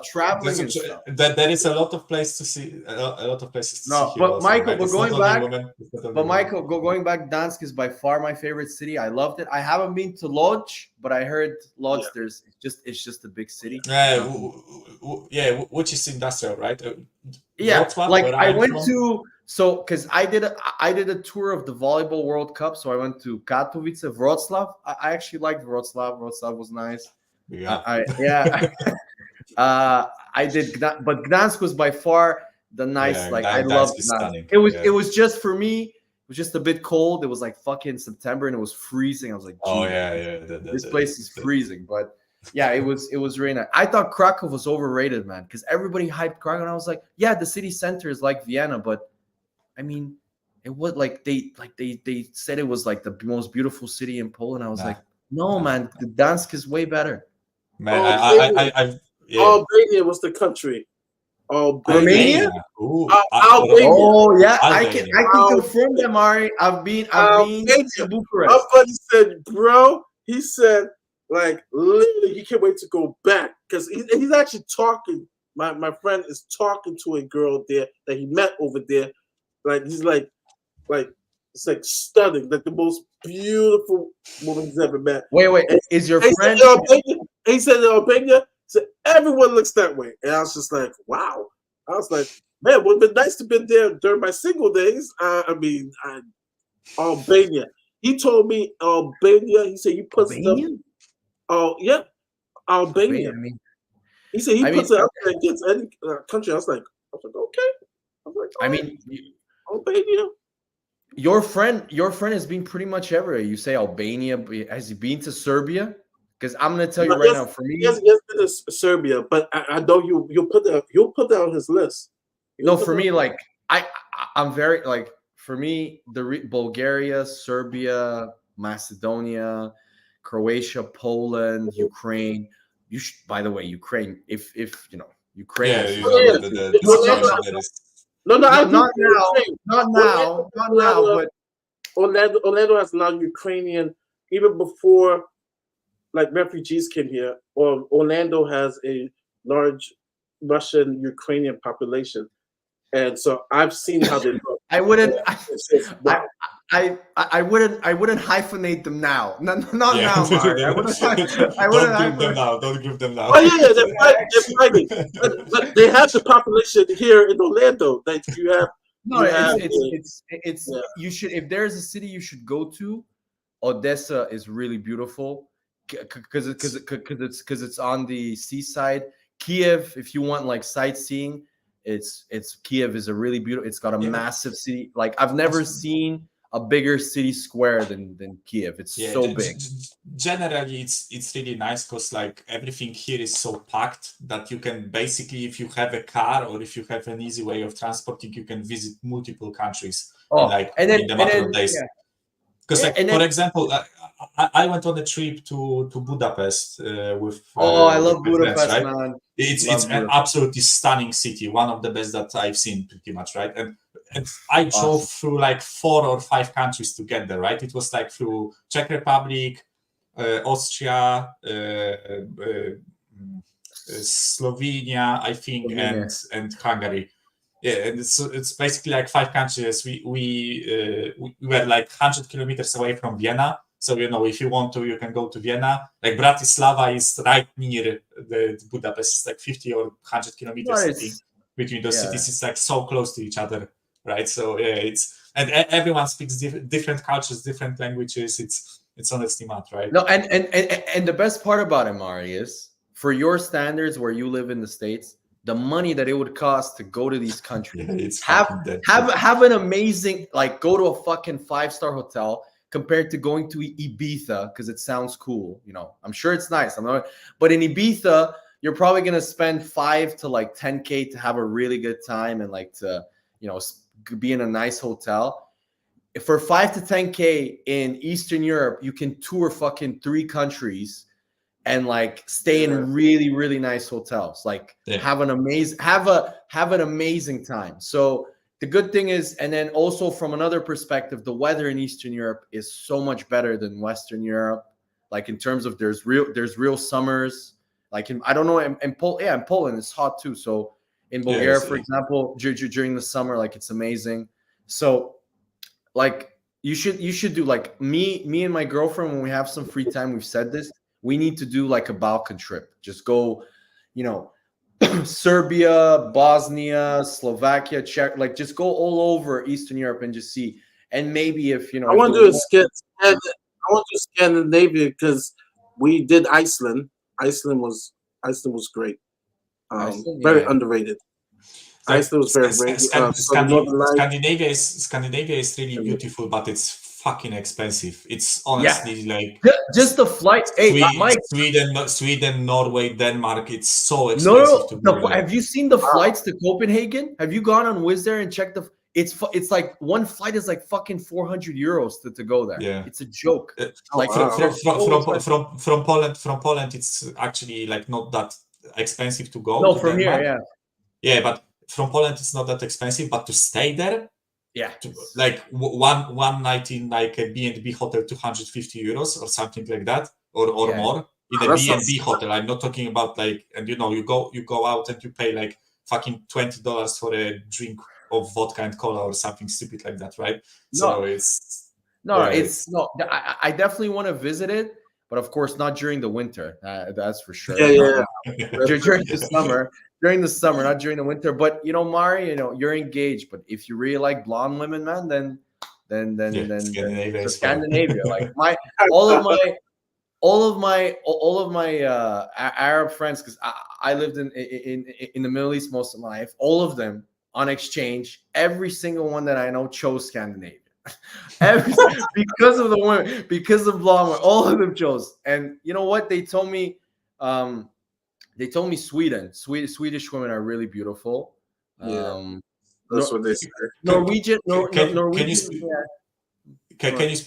Arabic?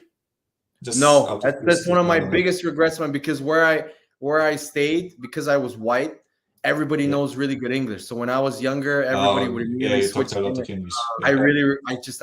really regret it to this day. Like, it's such a unique language, and I should have learned it. But especially when you grew up around them, right? It's much easier to learn. Yeah, no, in terms of because where I lived, like you could only go to a British school or to an American school. So all of the Arab kids around me, they all knew really good English, and so whenever everybody would speak English. So that's why I never learned Arabic. My parents did, because they're both doctors, so they have to deal with sometimes patients that wouldn't know English. So my mom, over time, she learned Arabic, which but for me it was never needed. But now I really regret it, man, because I could have learned Arabic right now is super wanted, and it's a really difficult language to learn also. So writing and stuff. But I feel the same way with my French, because my French should be so much better. I know more Creole. Don't you know French? You're Haitian, right? You should know French. Yeah, but I know more Creole than French, and my parents. Is it really different, Mari? Creole? It could be a bit different. It could be different. The thing is, if I stay in France for a month, I'm good.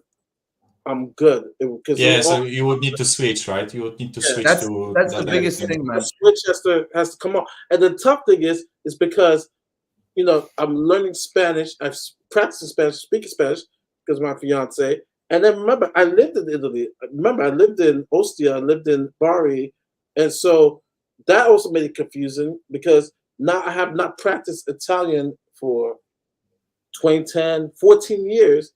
So now it's like I have to be in Italy for a while for it to pick back up. Like, oh, okay.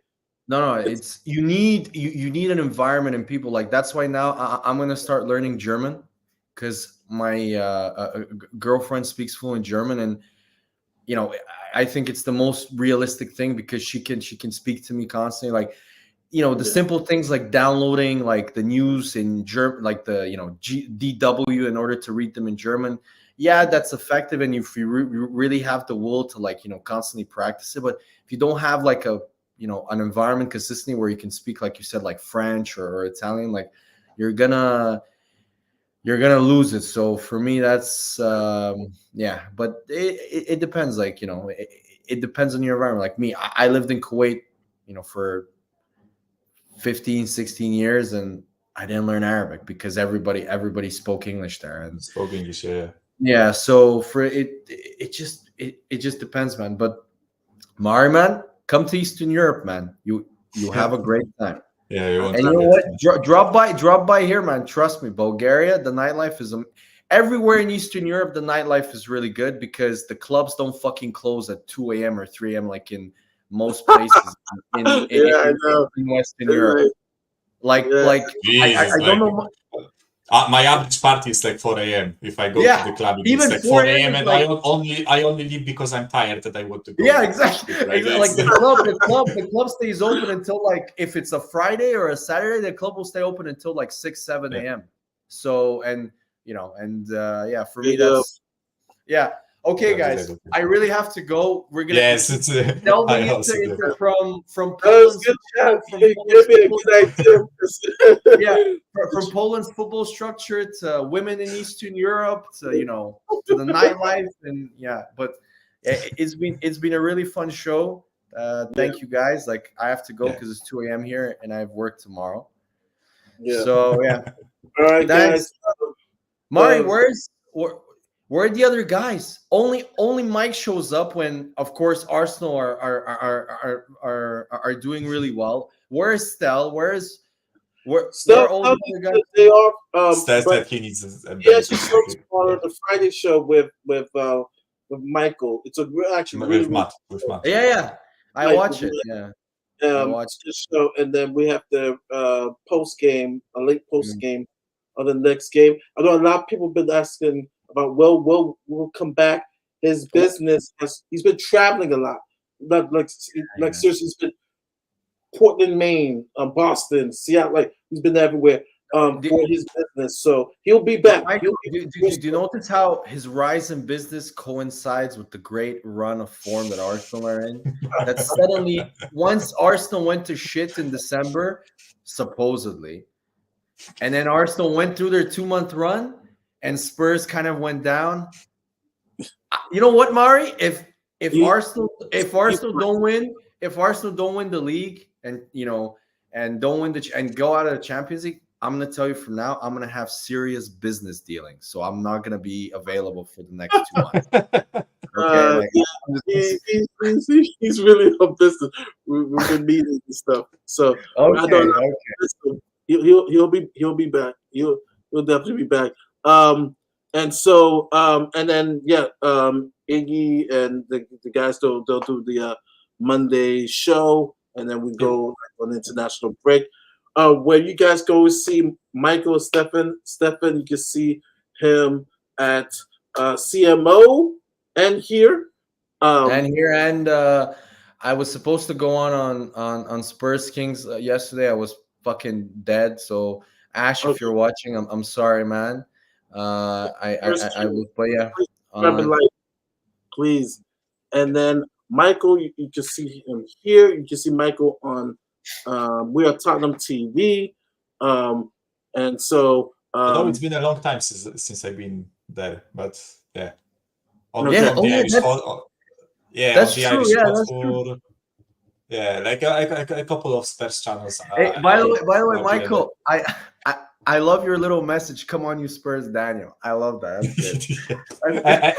Ever since that letter last season, I have it there. It absolutely killed me. Like after that season, to have the audacity to look at me. I'm such a man of the people. I'm gonna finish the letter with my first name. Yeah. Okay.